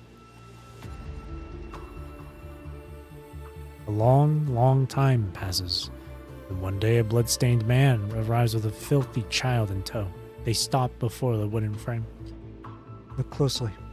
This is the one they used to call the Great Cardinal Deity, the reason our lives became a living hell. The man picks up a stone beneath the scaffold and presses it into the child's hand. Hit him! Show him what human fury really means! His shattered body, clinging to a shred of consciousness, closes its eyes to brace for the familiar pain, but the stone never hit. Why throw it at him? The young child shook his head and set down the blood-stained, jagged stone. I know he did wrong. He's already nailed here, unable to move. That's punishment enough. I don't want to bully someone who can't fight back. You little brat. The furious man lunges forward and slaps his own child across the face. You must never say that in front of others. Do you hear me? You kids don't understand anything. Do you know that what you just said could get our whole family taken away? The furious father pulls the crying child away, leaving the god still on the execution scaffold, eyes now open once again. Those words of rage echo inside his hollowed-out body. He doesn't understand because he's just a child, then. If I become a child, would I find a different answer? The divine core remains still, but the human soul within trembles. He once knew nothing of human emotion, but now as his divine mind begins to fade, he wants to understand. And go. See it for me. Go and see what has truly happened on this land. The cardinal deity gathers all his remaining power and transforms the final spark within his body into an amber, Wansha. Maybe he means to return one day. Maybe he wants to walk among humans, or maybe with no time left to think, he simply casts the amber, Wansha, to the ground. The amber is wrapped in soft, fine threads and spun into a white cocoon.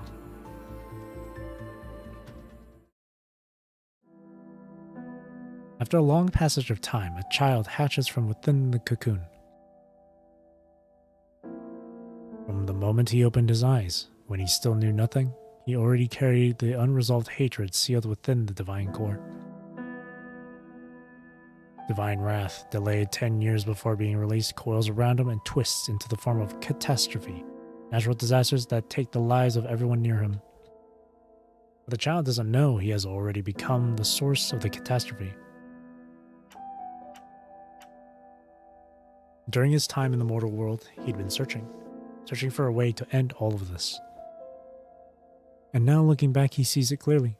He was the reason it all began. I am the source of the plague? The holy sun floats high above, gazing down from within the hollow cosmic realm. Scattered around him are the fragments of time he'd spent so long chasing. The black-winged angel descends to his side, her tone humble and reverent. Forgive me. When the sanctuary fell, I had to seal my own mind within a cocoon to protect your sacred body. Now, at last, I return all those memories to you. My lord, you asked why this plague never ends in the mortal realm. Let me explain. Uriel gathers a strand of time's threads. Thousands upon thousands of memory fragments sweep past. All life in this world is the plague. Selfish, violent, blind to the destruction they cause. Everyone schemes and steals for more resources, and yet only because the sanctuary exists has the world managed to keep a fragile balance. We judge each soul, balance their merits and sins, and give them the fates they deserve.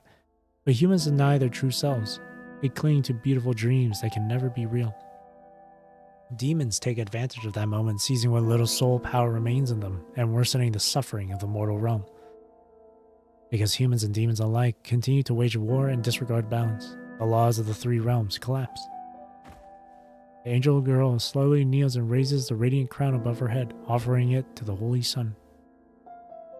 To set the world right and rebuild the laws, we beg you to return to the sanctuary and merge with your divine body. The laws have fallen this far. Only if you return to the throne and lead the angels again can everything be restored.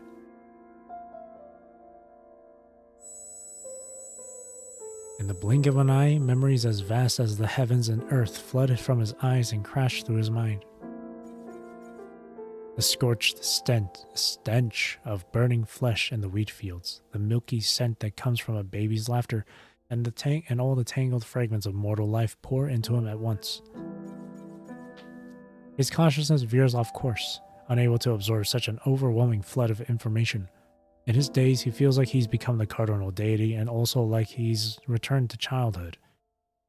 To find himself again, he endures the splitting pain in his head and searches for the scattered fragments buried deep within the cocoon.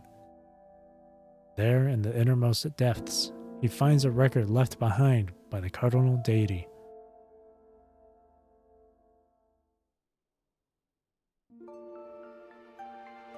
"10 years after the Halo Cannon's activation. The child awakened from the amber steps out of the cocoon chamber for the first time. His bare feet touch the soft spring grass. Looking up, he sees a line of white doves soaring across the plains. He takes a few steps forward and realizes this is a brand new world, one without rules of restrictions. It makes him feel free. He wants to understand it. The boy runs with pure joy, shouting nonsense syllables at the top of his lungs, celebrating the preciousness of this fleeting moment. Until a passing woman suddenly grabs his wrist. "Hey, did you wander off from one of the nearby villages?" The boy blinks, confused, and doesn't answer, but you can tell that this unfamiliar woman's questions come from a place of kindness. Seeing his silence, she assumes he must be a lost child from a nearby settlement. She pulls a handkerchief from her pocket and begins wiping his hands as she gently leads him away, chatting the whole time. If you don't have a home, then come stay with us for a while. She carefully wipes the grime from each of his fingers, her voice never pausing. It's alright if you don't talk. Once we're back, I'll ask a few of the older kids to look after you. It's normal to feel scared in a new place, but the kids here are all warm-hearted. Give it a little time, and I'm sure you'll be friends with all of them. The boy, hand in hers, walks forward in a daze, ears full of lessons he doesn't yet understand. That day, he didn't understand what the woman was saying, but somehow the simple act of her wiping his hands left a deep impression on his heart. A hazy memory stirs in his mind. Long, long ago, he lived in a palace of gold and jade, and his 10 fingers were always tended to by many hands kept immaculately clean at all times. But he didn't like that life, because in all those perfectly polished gestures, he never once felt love. The boy turns and looks back one last time, watching as the amber slowly sinks beneath the sea of trees. In that final glance, the cardinal deity buries the last trace of his memory deep within the record. With the divine core damaged, he knows that all his soul and wisdom will soon fade away. The only thing he can leave behind for the child is the memory still slumbering within. So when the child returns to this place one day, he hopes he will witness it all. When he first awakened, how did the people of this world treat him? Now the boy returns to the palace, to the place where he was born, and reclaims the final gift the cardinal deity left him. He remembers the moment he first opened his eyes, how a pair of warm hands gently guided him home. The first time sitting around the fire with everyone, the first time falling asleep beside a companion, the first time sneaking out together to steal candy. A flood of tangled memories surges up, arranging themselves into a gentle tapestry before his eyes. Masha, when you grow up, you're going to be an incredible doctor. The girl reading by the fire smiles and lifts her arm, showing him a freshly stitched scar on her slender arm. Because look, you stitched this wound so well. When you grow up, the kids in the courtyard won't need to worry anymore about having no one to take care for them. I hope that when you grow up, you'll go to places far, far away. After finishing her lesson, Melvi closes the medical textbook and gently touches his forehead. You said you wanted to stay and help at the orphanage, and that moved me. Well, you're a smart child. You'll have a much better future in the outside world. Whatever you set your heart on, I know you'll achieve it. The memories of mortals and the life he once lived unravel into threads that wrap around him, absorbed by the lantern in his hand, where they turn into a flame that never stops burning. He sees not just history, but the full span of their lives, their joy, anger, sorrow, and laughter. Anna, Melvi. He now understands what kind of hearts those people had when they welcomed them. Carnal deity, is this the mortal world you wanted me to see? I've seen it all. In a daze, he looks toward the lantern that continues to absorb countless threads of life. The motion prompts a panicked question from the angel. My lord? In the plan laid out 30 years ago, Uriel believes that if she helped the Holy Sun awaken the memories stored in the amber, the cardinal deity would be reborn through a human vessel. But she hadn't expected that now, within one body, two people's memories would coexist simultaneously, and the situation has already spun far out of her control. My lord, you must not sympathize with those sinners. Uriel quickly drops to her knees. 30 years ago, it was their betrayal of your kindness that made you fall to the mortal world. The supreme heaven has long been enraged by what you suffered. Countless punishments have rained down, all to make those sinners repent. The divine law cannot remain broken. The three realms must return to the rightful path, and you must return to the holy throne to make that happen. If you hesitate, these greedy humans will only try the same tricks again. I won't do it. The demigod who once gazed down upon all things now pulls his eyes away and looks again at the girl in front of him. No existence should have its ending dictated. Humanity's fate should be decided by humanity itself. The young man's voice remains calm and resolute, The angel girl's face goes deathly pale in an instant. Not even you, my lord, can say such things. That would mean denying the will of the supreme heaven. For all your efforts to control humanity's fate, have you ever succeeded? Masha looks straight at the girl, now frozen in place. His tone carries an authority even he doesn't realize is there. For 30 years, humanity has resisted the fate you've imposed, turning tens of thousands of angels into bloody pulp. Yet even then, you didn't stop. You escalated it, inflicting more suffering on each new generation. And what did you get? War. All you ever achieved was endless war. If you can't admit that, then let me show you the truth. Humanity will never accept suffering forever out of fear. No matter how desperate the situation, someone will always choose to hold on to kindness and dream of a better future. If you want to keep using me to prolong this war, then no matter how many times you ask, my answer will always be the same. No. Because what humanity has always wanted was never the right to rule over others. All they want is a world where everyone can live peacefully. Uriel for both sides. Let's bring this suffering to an end. Light shines from the young man's golden eyes. Uriel knows that look all too well. It is the same gaze of judgment that once haunted her day and night 30 years ago, from which she could find no escape.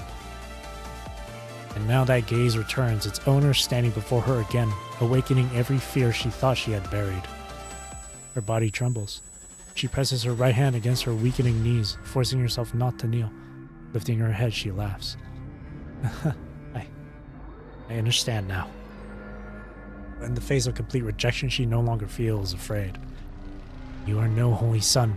You're nothing more than a wretched human who stole the cardinal deity's memories. If you just hand over the memories in the amber to me, I can do it. No, I will do it better than you ever could. The space within the cocoon suddenly contracts. Uriel soars upward, sending countless threads lashing toward Van Sche. The ground shakes violently. Uriel grabs the end of a thread and yanks the connected amber toward herself. I should have known. 30 years ago, the cardinal deity never should have split off that spark. Humans are filthy by nature. His precious memories will only be defiled and wasted. Uriel spreads her black wings. Intricate golden sigils erupt across her body. The supreme heaven was right all along. Even if gifted a paradise, humans just turn it into a wasteland with their selfishness and ugliness. Even a noble son of God becomes irredeemable once tainted by human flaws. But the holy seat cannot remain vacant. The supreme heaven's grand vision must be carried forward. No matter. I will become the new God. I will personally restore the law to this upside down world. Masha! You rush forward, frantically tearing at the threads wrapped around the silver-haired youth, while more crimson threads immediately surge in to replace them.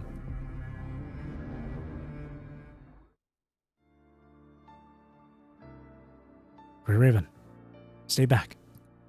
Masha keeps his head held high. His mind wavers as the immense information flowing into him threatens to overwhelm his consciousness.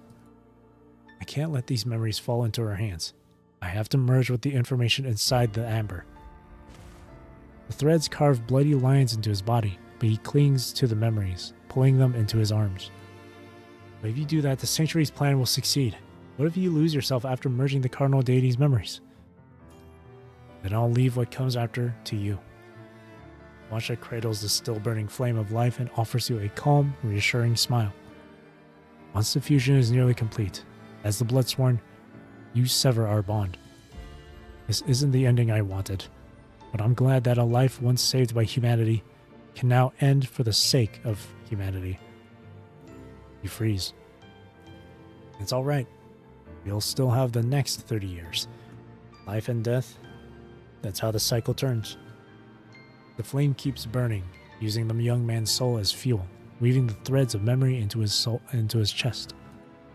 His soul gradually sheds its human form and becomes sealed within the vessel known as the Divine Core. As the former Cardinal Deity who once scorned the weight of life, I deserve this end. But I won't accept it. You draw the bone blade and keep slashing at the threads binding the young man. I'll get you out. Ignoring the crimson strands constantly crawling back up, you keep hacking them away, one slash after another. Our covenant will never be broken. Why? The light fades from his golden eyes. What remains is a question, one that carries all the weight of his doubt and pain. Haven't you seen it already? All this, every disaster. It all came from me. That was the cardinal deity's doing, not your choice. You let out a furious cry, but your hands don't stop moving. All I know is you're still you. You've never turned your back on life. You have to keep going, because you're the one carrying all of their lives. You're the one who has to settle that blood debt. Isn't that right? In that moment, the young man hesitates. By sheer will alone, he rejects the merging of information flowing from the amber. The body woven from the cocoon halts, just one step short of divinity. Then the power begins to recede, flowing back along the threads into the amber. Uriel watches this unfold, an expression of ecstatic joy twisting across her face. She raises the holy crown high, laughing wildly. Such a foolish human giving up the power already in his hands. Fine, I'll gladly take it. Come, let me be crowned here and now. Morgan! I've been waiting for this moment, you stupid angel. At your command, the mechanical raven, which has been ready for a while, bursts out from an inconspicuous corner and snatches the holy crown from Uriel's raised hands. Demons! When did they get in? Uriel hurriedly fires more threads to defend herself, but the raven dodges them all with swift precision. Morgan darts to the highest point of the dome. In midair, the bird summons a strange crimson magic circle and places the holy crown inside it. Under the corrosion of demonic power, the radiant barrier around the holy crown slowly dissolves, revealing its vulnerable core.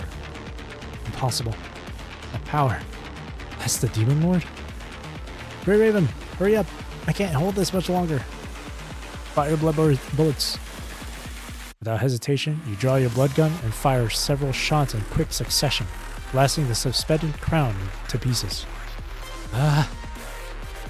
As the angel lets out a piercing scream. Oh, that was supposed to be a scream? I wouldn't tell because there's no explanation for it. As the angel girl lets out a piercing scream, the holy crown, shattered by blood bullets, scatters into glimmering motes of light. They fall onto the soft cocoon threads, then vanish without a trace. The amber connected to the thread tips also cracks open at once, breaking apart into countless dim fragments of crystal. That was the cardinal deity's sacred crown.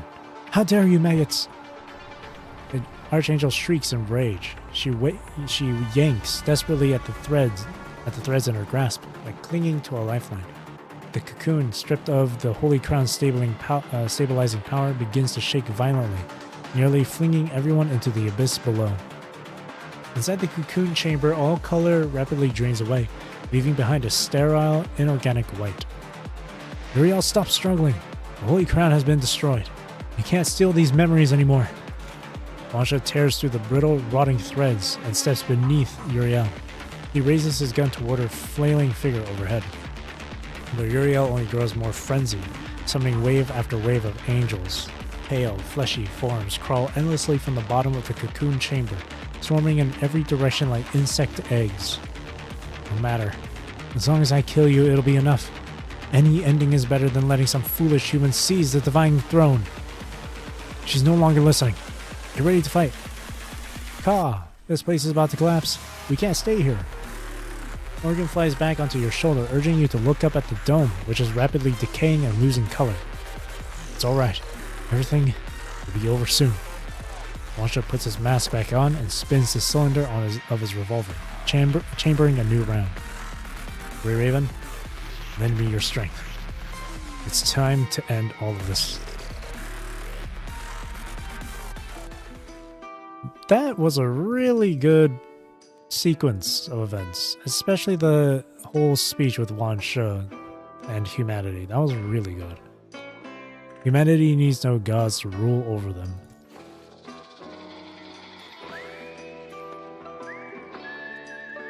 I'm gonna do holy damage again. Holy damage, shield,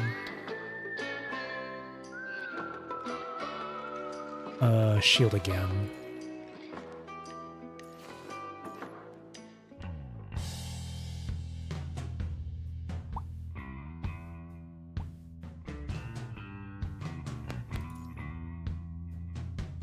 Alright, so I'll do 2 shields.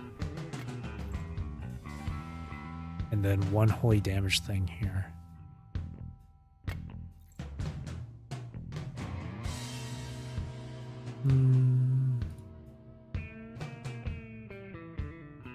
Oh, they're both the same thing.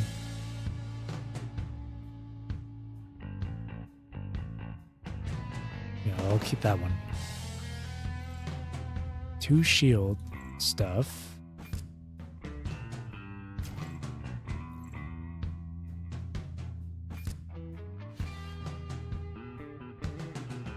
Let's level up.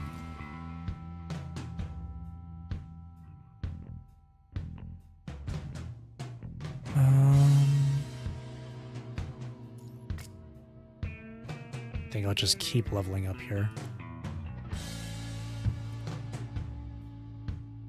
Yeah, just keep leveling. Let's see. Oh yeah, let's do that one. Okay. Let me refresh.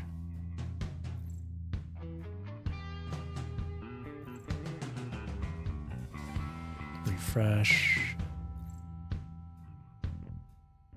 Rhythmic suffering. Refresh. Freeze that. Freeze that. Okay. I have 5 lives. I don't mind if I lose a few times here.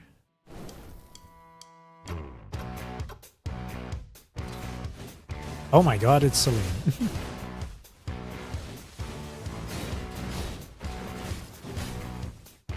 Does it look like I'm gonna win this? I guess being level 9 really helps. Oh, she's invisible. Oh, I won. I didn't. Okay. Quick and easy. Quick and easy. Just be level 9, I guess.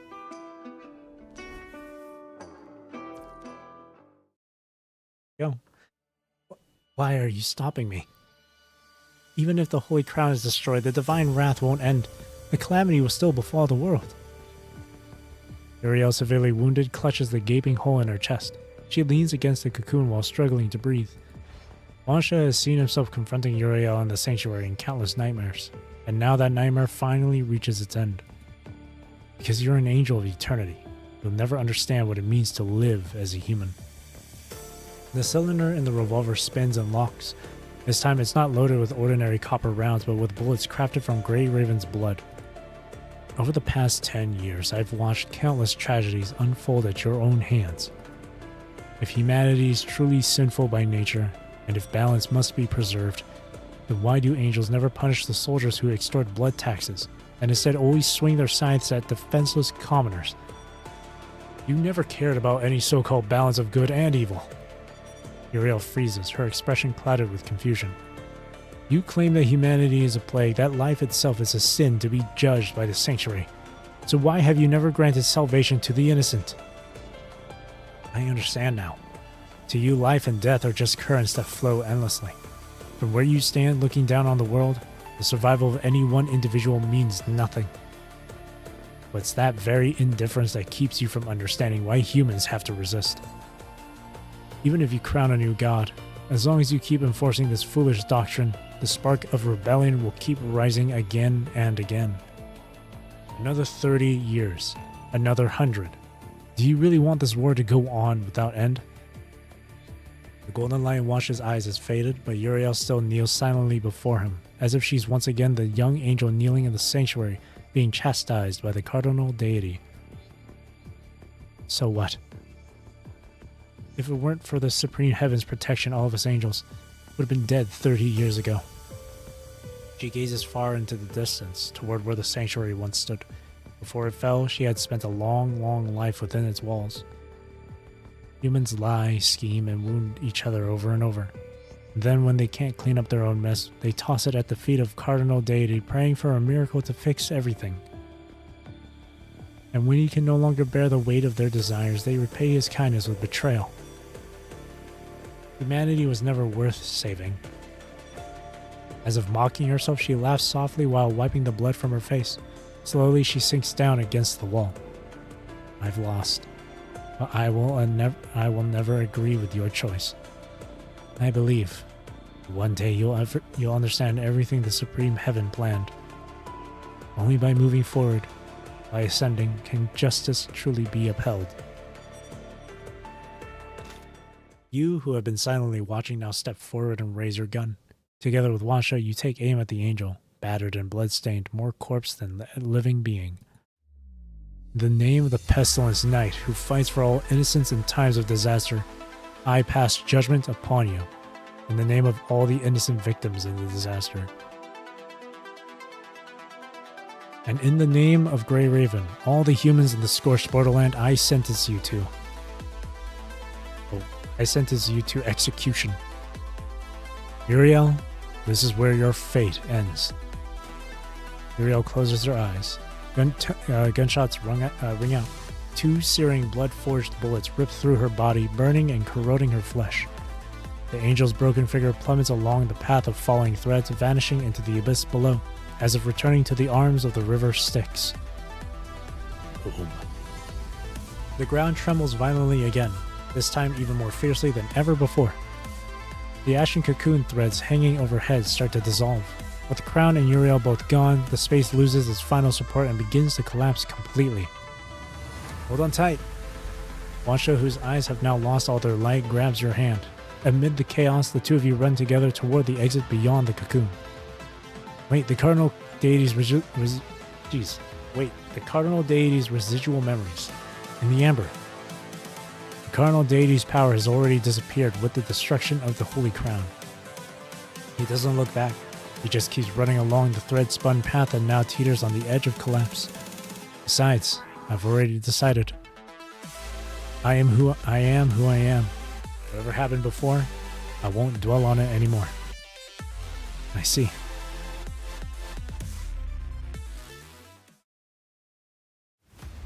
Guided by Morgan, the two of you quickly reach the cocoon's edge. In the blinding light, all they can see is a massive hole torn into the wall, and beyond it, an endless blue sky. No time to think, just jump!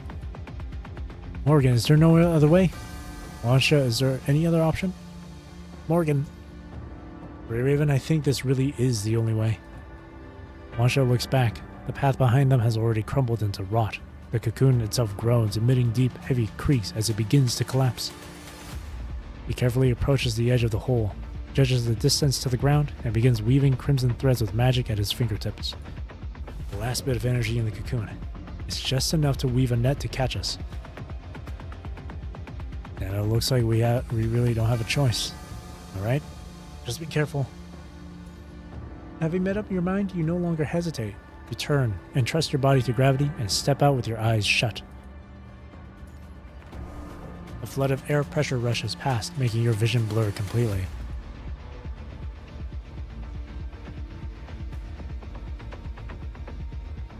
As he escapes the giant cocoon floating in the air, Wansha briefly links to one final memory. In that memory, he sees a man with golden eyes and long silver hair sitting on the sacred throne, bathed in the golden glow of dusk. He immediately recognizes the term Uriel once used, sacred body. And in that moment, the man on the throne seems to sense him too, turns to gaze into the source of the vision. Fuse with me. Reforge the divine core. Only then can we suppress divine wrath and bring an end to the catastrophe. There is no other way. Take my memories, abandon your life. That is the only path to redemption. The man's voice is exactly like Wansha's, as if it came from his own lips, but Wansha knows the person on that throne can never be him. So in that brief instant, Wansha shakes his head without hesitation. Sorry, not now at least.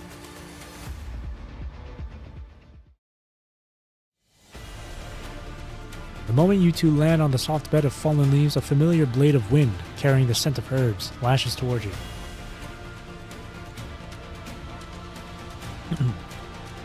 The two instinctively dodge aside. Dead leaves whirl in the air.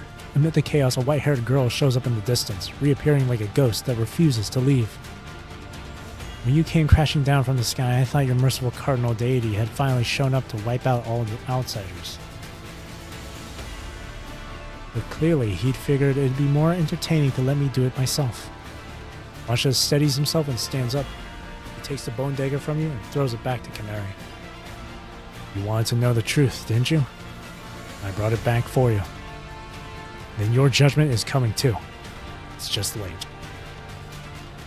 The white-haired girl catches the blade tossed her way. She raises an eyebrow, then flips it in her hand and takes a fighting stance. Truth?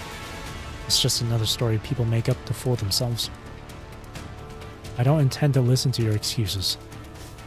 Wansha takes a deep breath, lowers his body, and rushes toward her. Stop pretending you don't see it. You already know. What you've been carrying out all this time was never the Haruka tribe's true oracle. The oracle was tampered with long ago. The black handle of the gun smashes into the bone blade, cracking its ancient surface. What new lies have you Borderlanders come up with this time? I won't listen. She stops halfway through, unable to find a reason even she can believe in. Furious, she howls and swings her dagger again. No matter what you say, I will never believe a word of it. Wansha doesn't fight back. He simply dodges her relentless strikes. This was all orchestrated by the Sanctuary. They used your sacrifices to revive the Cardinal Deity. They knew about your hatred for Borderlanders. They knew you'd tried to decipher the Oracle and summon Holy Death. But 30 years ago, the angels sealed the remains of the Cardinal Deity inside the cocoon, just waiting for the ritual to be completed. Before he can finish, her blade cuts him off again. Refusing to listen, Canary slashes wildly as if trying to carve her hatred into his flesh. Lies! You're still lying! Her eyes are bloodshot, her strikes chaotic and unthinking, driven only by rage. Yes, of course. It must be because the blood used in the ritual was too impure. Her crazed gaze shifts to you, the gray-robed human nearby. Just wait another 30 years. Our clan will surely give birth to a new holy maiden worthy of the task. And 30 years from now, will you watch your people walk into death again? Your words strike her like a bolt of lightning. Canary falters, and for a moment, clarity cuts through her madness. At the moment she falters, Wansha closes in and knocks the dagger from her hand. The already damaged dagger finally shatters with a loud crack, scattering into ivory-colored shards. Canary, everything you've believed in up to now was wrong. It's time to face the truth. You've already become the source of this catastrophe. Seeing that she no longer has the will to fight, Wansha steps forward, raising his gun and pointing it at her head. Let it end here. For your people's sake, too. There's no point in any more meaningless sacrifice. Canary kneels beneath the tree, eyes lifted toward the countless kin hanging in the forest canopy. She murmurs to herself. So, the Oracle was a lie from the start. All our sacrifices were for nothing. Even if everything you say is true, how could angels have infiltrated our altar to change the sacred text? And if they did, how could Ashlar, who gave me the Oracle himself, have known nothing? How could he have been willing to give his life for it? It's impossible. Outsiders, are you still hiding something from me? She glares at Wansha, her voice sharp and demanding. I don't know. At this point, I won't hide anything from you anymore. It's true that, back then, the Cardinal Deity ordered the people of the Scorched Borderlands to massacre your kin. You deserve to know the truth. And who altered the Oracle? Who orchestrated this whole lie? Who can answer all of this? No one replies. The white-haired holy maiden has already lost everyone who once followed her. She collapses to her knees, letting the silence devour her. After a moment's standoff, Canary opens her hands, signaling she's done resisting. Kill me, Grey Raven. Wansha. Revenge is the simplest kind of justice. Now that I've failed, I'm ready to pay for it in blood. There's nothing left in this world for me. Wansha raises his gun, eyes turning toward you behind him.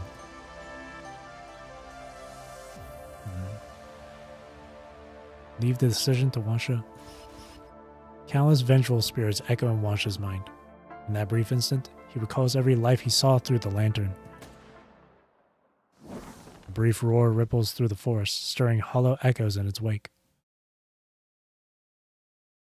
But her eyes still move. Trembling, she turns to see where the bullet landed. A smoking hole in the earth gives her the answer. I'm not going to kill you. She lifts her head in shock, as if she'd just been deeply insulted. Why? Am I not even worthy of your revenge? Death doesn't erase guilt. I just don't want to see this cycle of revenge go on forever. The outsiders once slaughtered tribespeople for the sake of their absurd beliefs. Now the tribespeople have taken revenge by killing innocent children. We're simply repeating the same mistakes. Now, we're all under threat from the angels. No one, no matter who they are, should keep walking this blood-stained path. Trying to end killing with more killing. It only leads to destruction.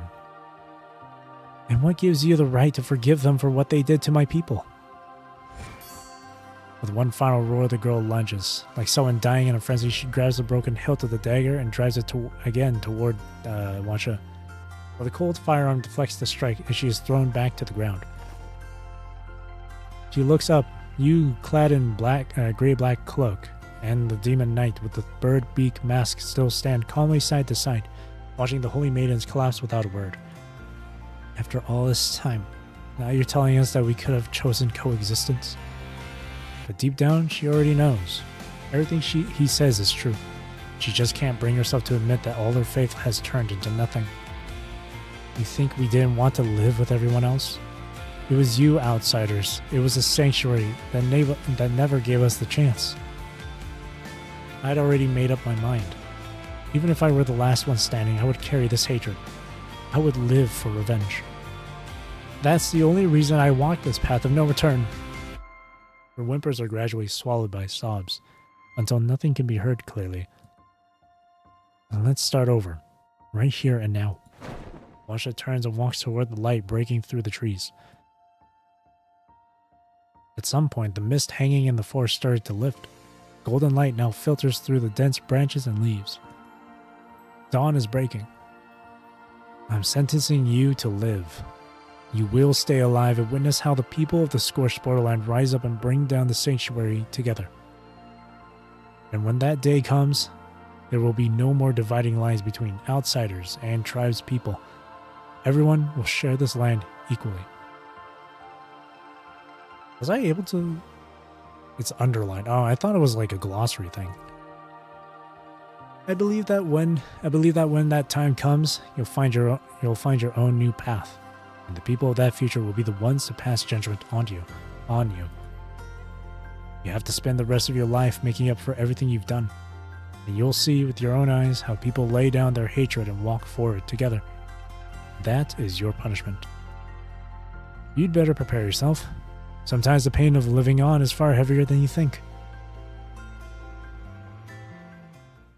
Preach it, brother. Preach it. After the cocoon in the forest disappears completely, you and Wansha follow the clues Canary provided and return to the hidden ritual site. There you rescue the child left behind on the altar. When the child is first brought back to the orphanage, she's still scared and anxious every day, but with everyone's care, she soon cheers up and now gets along well with the other kids. Today is the day you finally visit the orphanage again after a long time. Wansha is holding a crying baby in his arms, gently rocking them to soothe the sobs.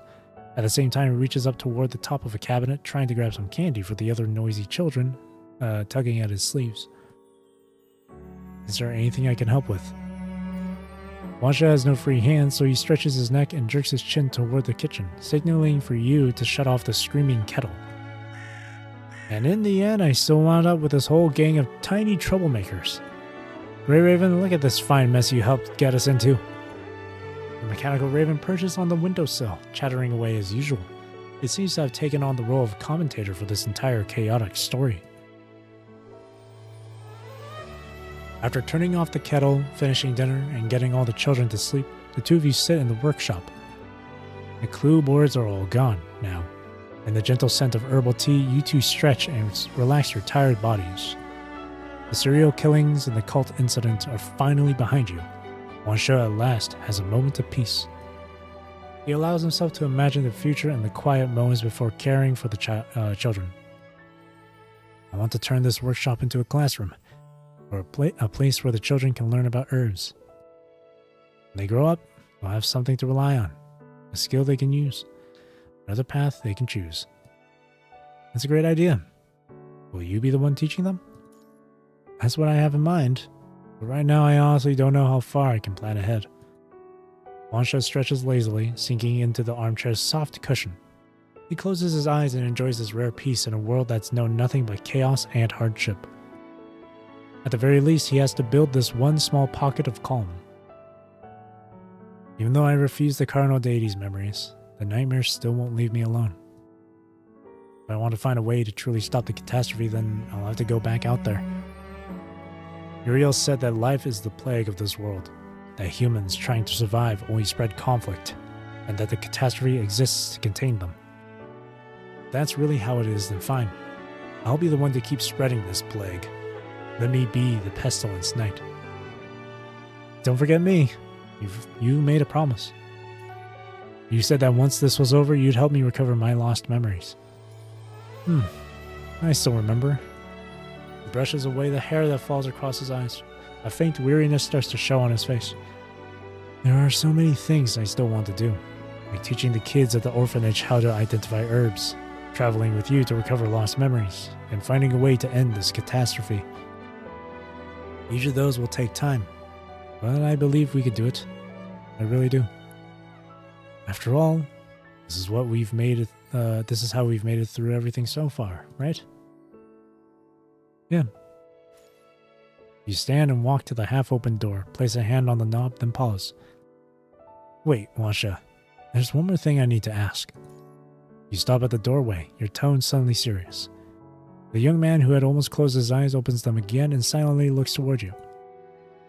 There's no way to end the catastrophe in the Cardinal Deity's memories, is there?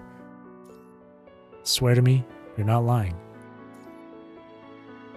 A flicker passes through the golden eyes beneath his silver lashes. Emotions churn there, thick and unspoken. After a very long silence, he finally speaks in a firm voice. You're right. I don't know. His voice carries a deep bitterness, but also a determination that can't be faked. He looks directly at you, the human with whom he forged the blood covenant, and speaks with solemnity. I swear, I'd never lie to you. This is the full truth. Everything I know. You hold his gaze for a long moment. Then, finally, you place your hand back on the door handle. Alright, I believe you. The wooden door opens. Warm light spills into the room, casting a soft golden glow across the silver-haired young man's face. Get some sleep. We have to wake up early tomorrow. Wansha sinks into the soft couch and slowly closes his eyes once more. Tomorrow. Something good is bound to happen in this world. As his eyes shut, the world falls into silence. Even the eternal daylight pauses for just a moment. No one knows what tomorrow will bring to this land. But at the very least, the stillness of this moment will never be broken.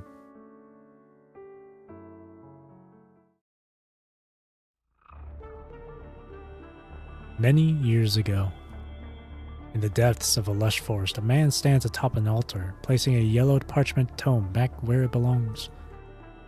Will this truly redeem humanity's sins? Lord Ashlar, which humans are you referring to? A calm and enigmatic voice speaks from behind. A figure steps into the center of the altar. All the common people forced into this war, of course. Even if I had to alter our sacred texts for the sake of salvation, I never wanted my people to meet an even worse end. The black-robed man pulls back his hood. Beneath the dark veil, a hideous scar slashes across his face. In the scorched borderland, everyone knows his name.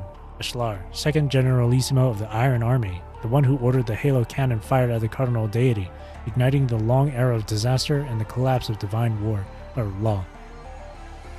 Yet few know that years after making that decision, he left the Iron Army out of remorse and returned to his tribe, searching for a way to undo it all. Since then, he has wandered far and wide, trying to repair the damage he caused and return the borderland to what it once was, but without success. And it is at this time that someone offers him a mysterious piece of information. Lord Ashlar, are you afraid that altering the Shut Oracle will make your tribe's holy death disappear forever? You needn't worry. From history's perspective, human love and hatred are just ideologies, malleable and easy to change. Hatred or belief, it all can flip overnight. Everything you've done today is just one unremarkable reversal in the endless current of time. But in the name of blah, blah, blah, I swear, this reversal will stain the stream blood red, making it burn with 100-fold, 1,000-fold fury. Until all rot is burned away and this decaying world is reborn through flame. The mysterious figure picks up the torn parchment Ashlar discarded. With a snap of their fingers, it vanishes into ash. The sacred oracle passed down for 10,000 years, and the Haruka tribe is gone in an instant, erased forever with no trace left in history. And the one responsible simply smiles. For the redemption you seek, Lord Ashlar, be ready to choose, and step toward the far shore.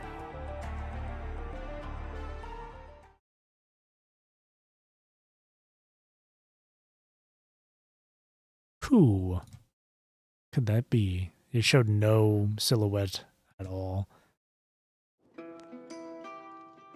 Soft amber. The pestilence night and the bloodsworn together destroy the cocoon left behind by the cardinal deity. Determined to find a way to end the calamity of all humanity, they set out on a shared journey of redemption to purge the world of its poison. Whew.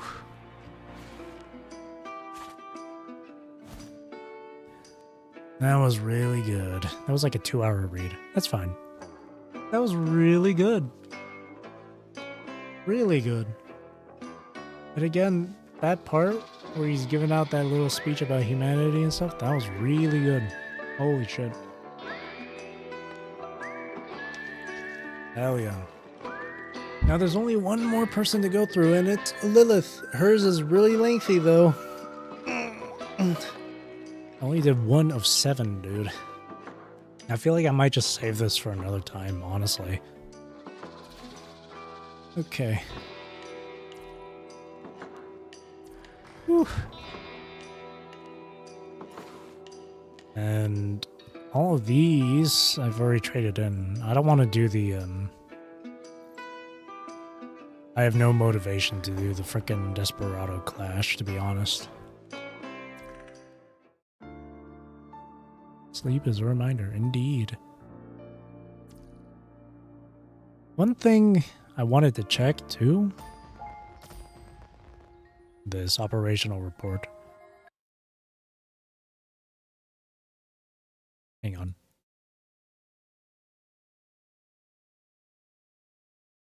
This right here.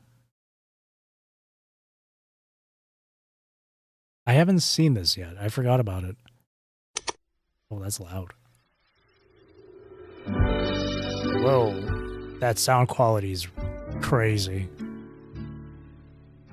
Dear Commandant Isabeni, you are currently affiliated with United Command Bureau Fallen Angels. That's the frickin' that's the guild I'm in. You first entered Punching Grey Raven on... what is that?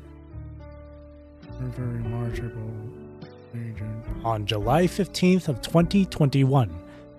1603 days have passed since that day. Dang. That fucking audio quality, holy. Oh, that sounds bad. You've been on missions for 172 days. Your record carries on into the 5th night and the 7th line of the poem. You've spent 123 billion. Or million? That's million, right? Yes, that's million. 123,169,900 cogs. Every resource you recycle from battle is put to good use. You've used a lot of serum. 179,430 milliliters of serum. Star of Life has listed you as a priority for care. The member with the highest BP is Lucia Crimsonweave Alpha. with it being 7852. Member who has been deployed the most is Vera Garnett. 629 deployments. Yes. Yes. Under your command, humanity's fight against the punishing virus has advanced to 3726 Tree of Life. So, like, just completely up to date to the story. Oh, there's Vera right there. It took you an average of 56 research attempts to get an S-rank rate-up frame. At least the gauge always guarantees. Well, yeah, but that puts me near hard pity, bro. Lucky's rate-up research. Rate-up characters not yet obtained 40 attempts. Yep. I got no characters under 40 attempts. Unluckiest, not yet obtained after 60 attempts. Assistant who has been tapped the most is Garaver. 194 taps. They seem to enjoy your mischief. It is important for Commandants to interact with their members. You reached love affection with 11 members. The member who gets patted the most in the dormitory is Luna Oblivion. 88 pats. Keep up the friendly interaction. The member who does the most chores in the dormitory is Pyroth. 193 chores. Take a break together next time. Clash Reflection cleared high power zone. Highest win streak 14 wins, 7 minutes, 20 seconds, fastest clear time. You fought in every war zone, 18 times in Hero, 10 times in Leader. Babylonia thanks you for your service. You have stood tall and proud in the war zone, earning the title of Great Hero. Progress in Phantom Pain Cage. What is that? 45,571,734. Best PPC record Ultimate Hamlet at 611,295. With your blade drawn, your legend in the cage is about to be written. Highest mine cleared, Abyssal Mountain Mine. You added a total of 34 event stamps to your inventory. Sweet dreams, happy mid-autumn, mind blown, you're wide open, swipe to view more. Look at all that.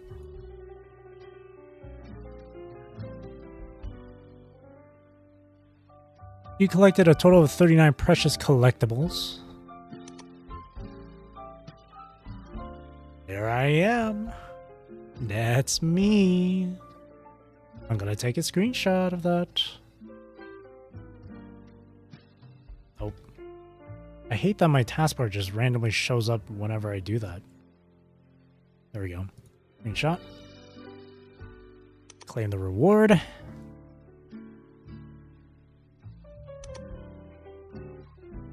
Please take a screenshot. I mean, I technically did. I'll take another one then, I guess.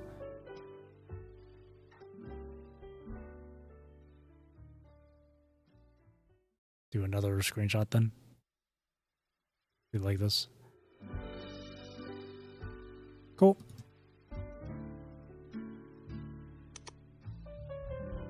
Alright, how do I exit this? How do I exit this? There's no exit. How do I get out of this? I can share it too. How do I exit? Why can't I exit? Okay, there we go.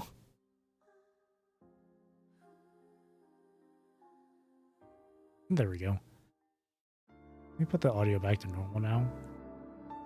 That music quality was really bad. And really loud. There we go. Sweet. 100.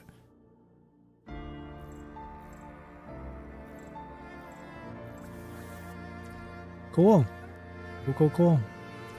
Man, it's only been 2.5 hours? Why does it feel like it's gone on longer than that? I don't know. Feels like it's gone longer. All that time reading makes it feel lengthy. Oh, man. I don't feel like continuing Godfall for today, because Lilith's looks like to be a lengthy one. So I might just save that for next week instead. So, and honestly, Other than that, I mean, I guess there's the Babylonia thing. I don't feel like doing that either.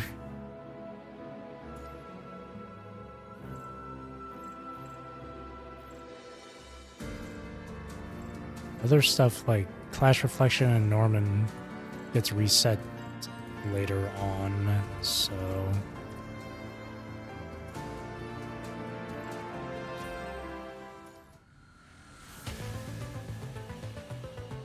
is there anything here I can try and get to 580? The Lilith fight?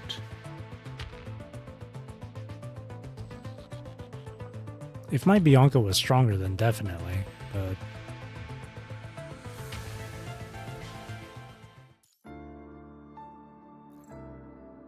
Bianca's only S rank and I don't have her signature weapon, nor do I have her cub. And I don't have this. I probably should get this. But the thing, oh wait, I don't even know what her bottom resonance should be. I should actually look that up. Okay. Let me see. I guess I'll have to use the Grey Raven site, even though I don't like it.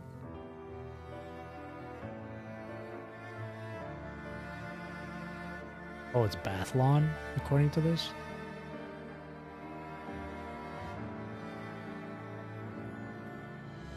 It's Cuddy if it's SSS. Or above SS3. Or no, it has to be above SSS. What? Really?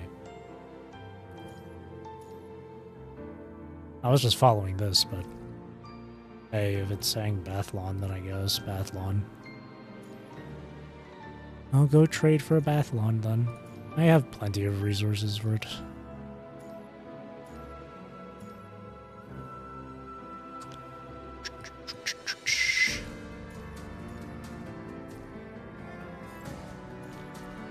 Boom, boom, boom, boom, boom, boom. Oh, I didn't even... Oh man, I forgot to check the resonance too.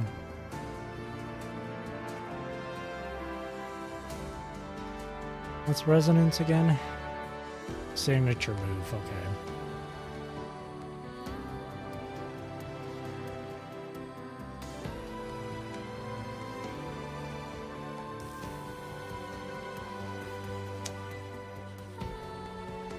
Okay. Okay. Sig. So then... I'm gonna have to change this then.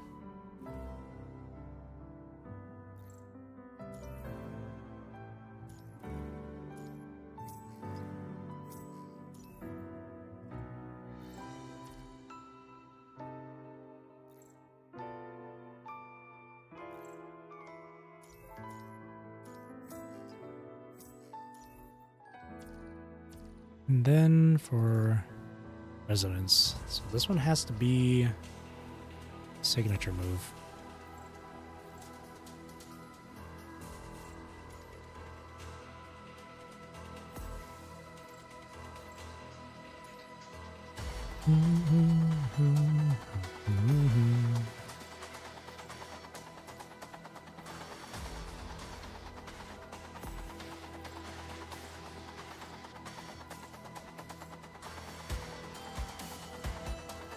Holy shit. There we go.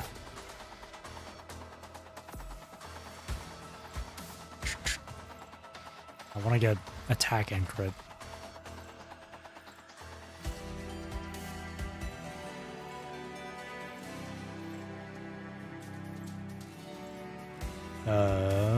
Come on.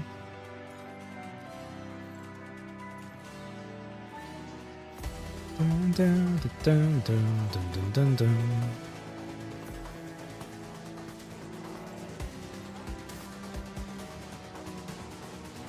That.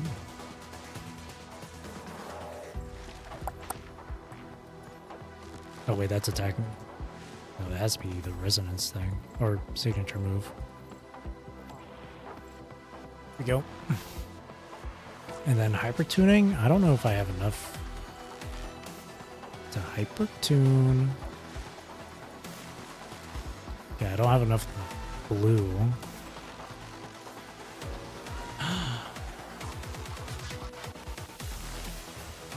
So 14, 40. So I need 13. What is that? 13 math. Fucking math, man.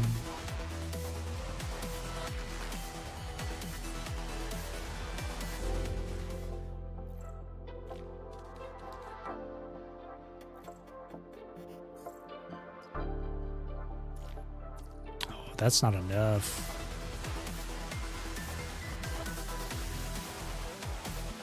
Yeah,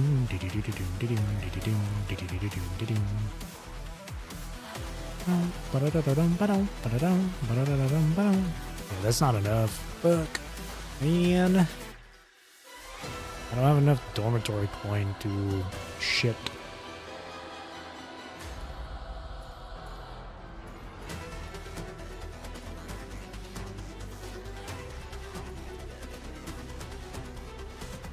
Okay. I don't have a signature weapon, so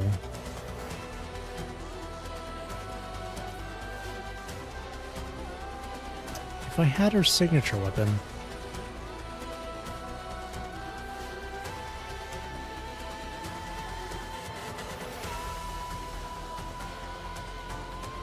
if I had it, then I would do the whole weapon resonance thing.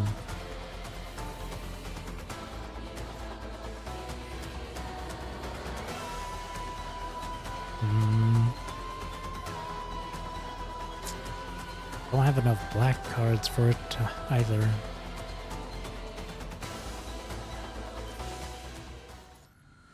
I mean, I could try with my current crepuscule, see how far that gets me, but I don't think it's gonna make that much of a difference. Because this score was with Lilith.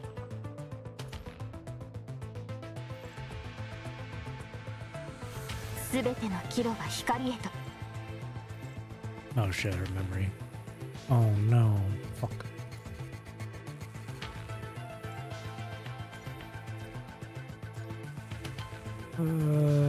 Equip. There. And just override it, I guess.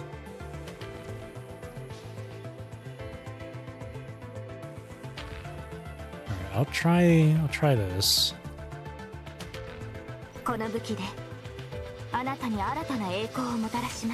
See how this works. I don't think it's... If it can get higher than 84k, then it's good. I need to try and get shards for Bianca now.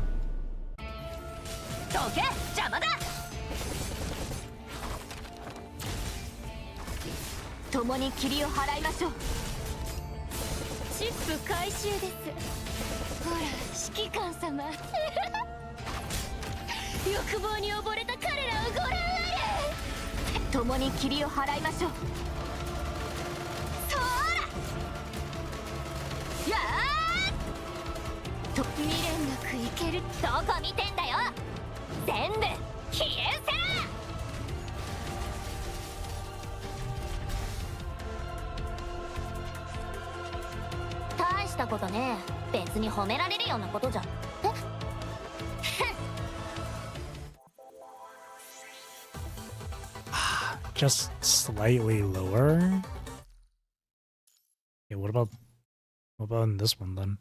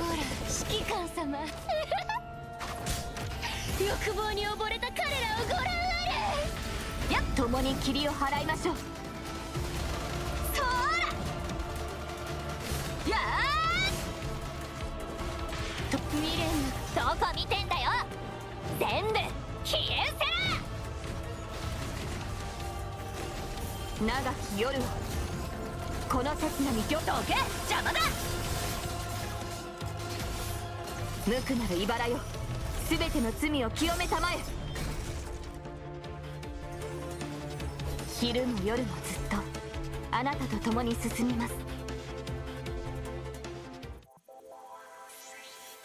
Ooh, it is higher. A little bit more then. And then I'll be able to get the outlier points from it. So maybe I might be able to get it from here. Super close, super close. どけ、邪魔だ。共に霧を払いましょう。チップ回収です。ほら、指揮官様。欲望に溺れた彼らをご覧あれ。そうやーと未練なくいける。どこ見てんだよ。全部消え失せ。長き夜はこの刹那に行とけ。邪魔だ。無垢なる茨よ、すべての罪を清めたまえ。最高のゲーム。オールイン、それともアウト。共に霧を払いましょう。チップどけ、邪魔だ。 That was pretty good. 指揮官様、ベッドはそれだけでいいのですか？ Higher score? Yes! Oh, but still just a bit short. I think if this one was higher. This one was just a bit higher. Try this one again.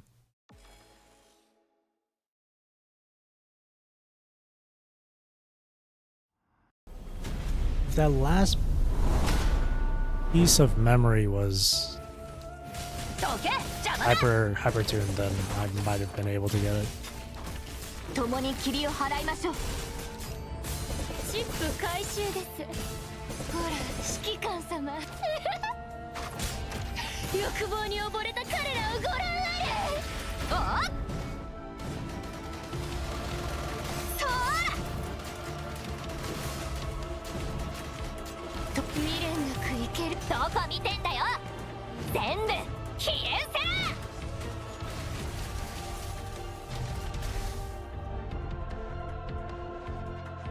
大したことねえ。別に褒められるようなことじゃ。え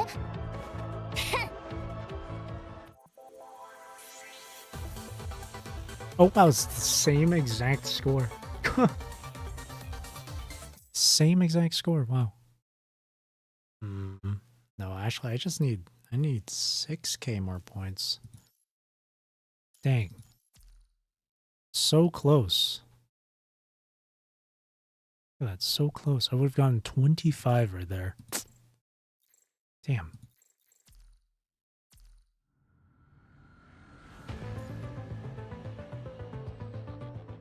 Definitely trade him for a shard of Crepuscule right now, though. It's only one, though. Just one. I don't have anything else I could do. Try and get Bianca stronger. I don't... Why is that... Hang on. Why is that not equipped? Where's my... Why was this not equipped?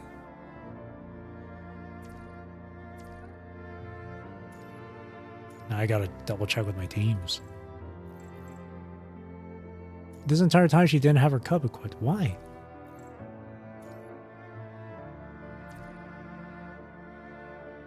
What the hell? So that entire time I was doing it without the cup.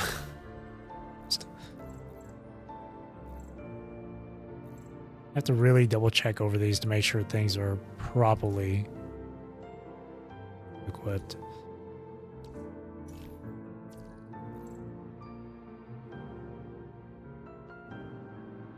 I'm checking it over. I'm checking over everything now.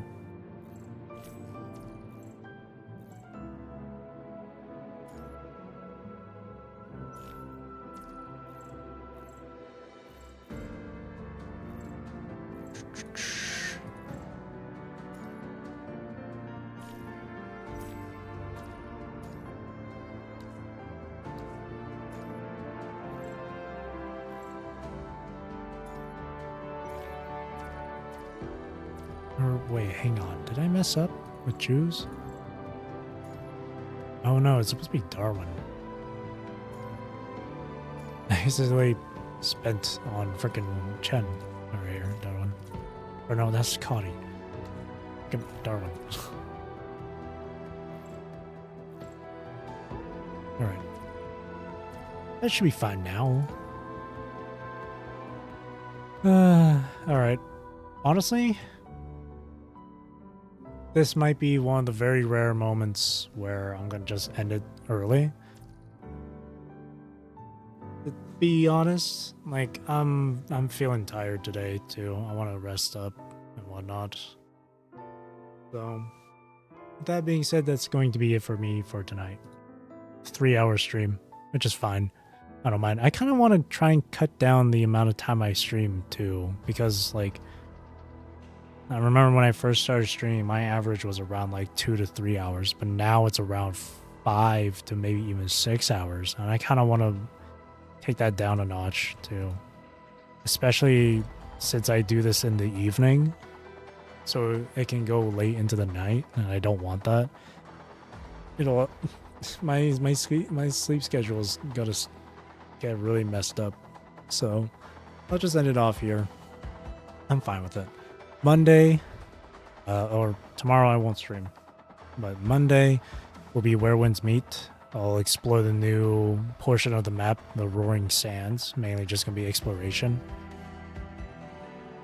And I'll also finish that Lost chapter with the Gold Leaf. And then maybe Thursday, or not Thursday, maybe Tuesday. It depends on like maintenance time, but Final Fantasy XIV's newest update is coming out on the 16th. But depending on maintenance time, if it finishes before my usual time of streaming, I'll play it on Tuesday. But if not, then I'll just play it on like maybe Wednesday. So 2 things basically. If the update will be available before my usual time of streaming, then I'll play it. I'll play 14 on Tuesday and Wednesday, just going through the MSQ. And then Thursday will be a break. And then when Friday comes around, I think I'll do the same. I might end up doing the same thing as I did this week, where Friday's WUWA, and then Saturday will be PGR.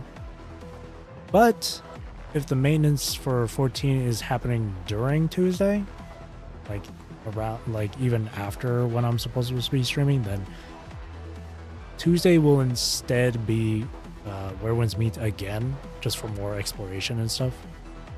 Wednesday, I'll take a break instead. But then Thursday and Friday can be 14, and then Saturday can be both WUWA and PGR. I can do it like that instead. I feel like I might actually end up doing that, but I don't know. I don't know.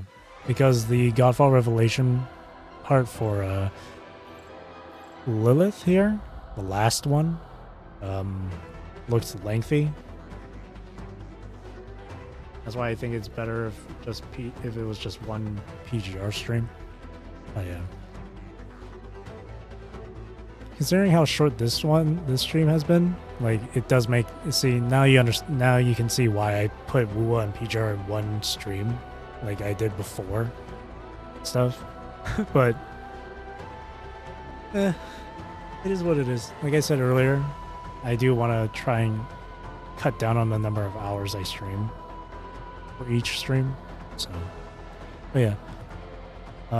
With that being said, that'll be it for me for tonight. Thank you for watching. Thank you for chilling with me. I really do appreciate it. Hope you have a great rest of your day or night, wherever you're in the world. Take care, stay safe, drink plenty of water. Hope you enjoyed the stream. See you Monday for Where Winds Meet Exploration and Lost Chapter. Again, thank you for watching, and again, I hope you enjoy the stream and have a good rest of your weekend. All right, thank you. Bye-bye.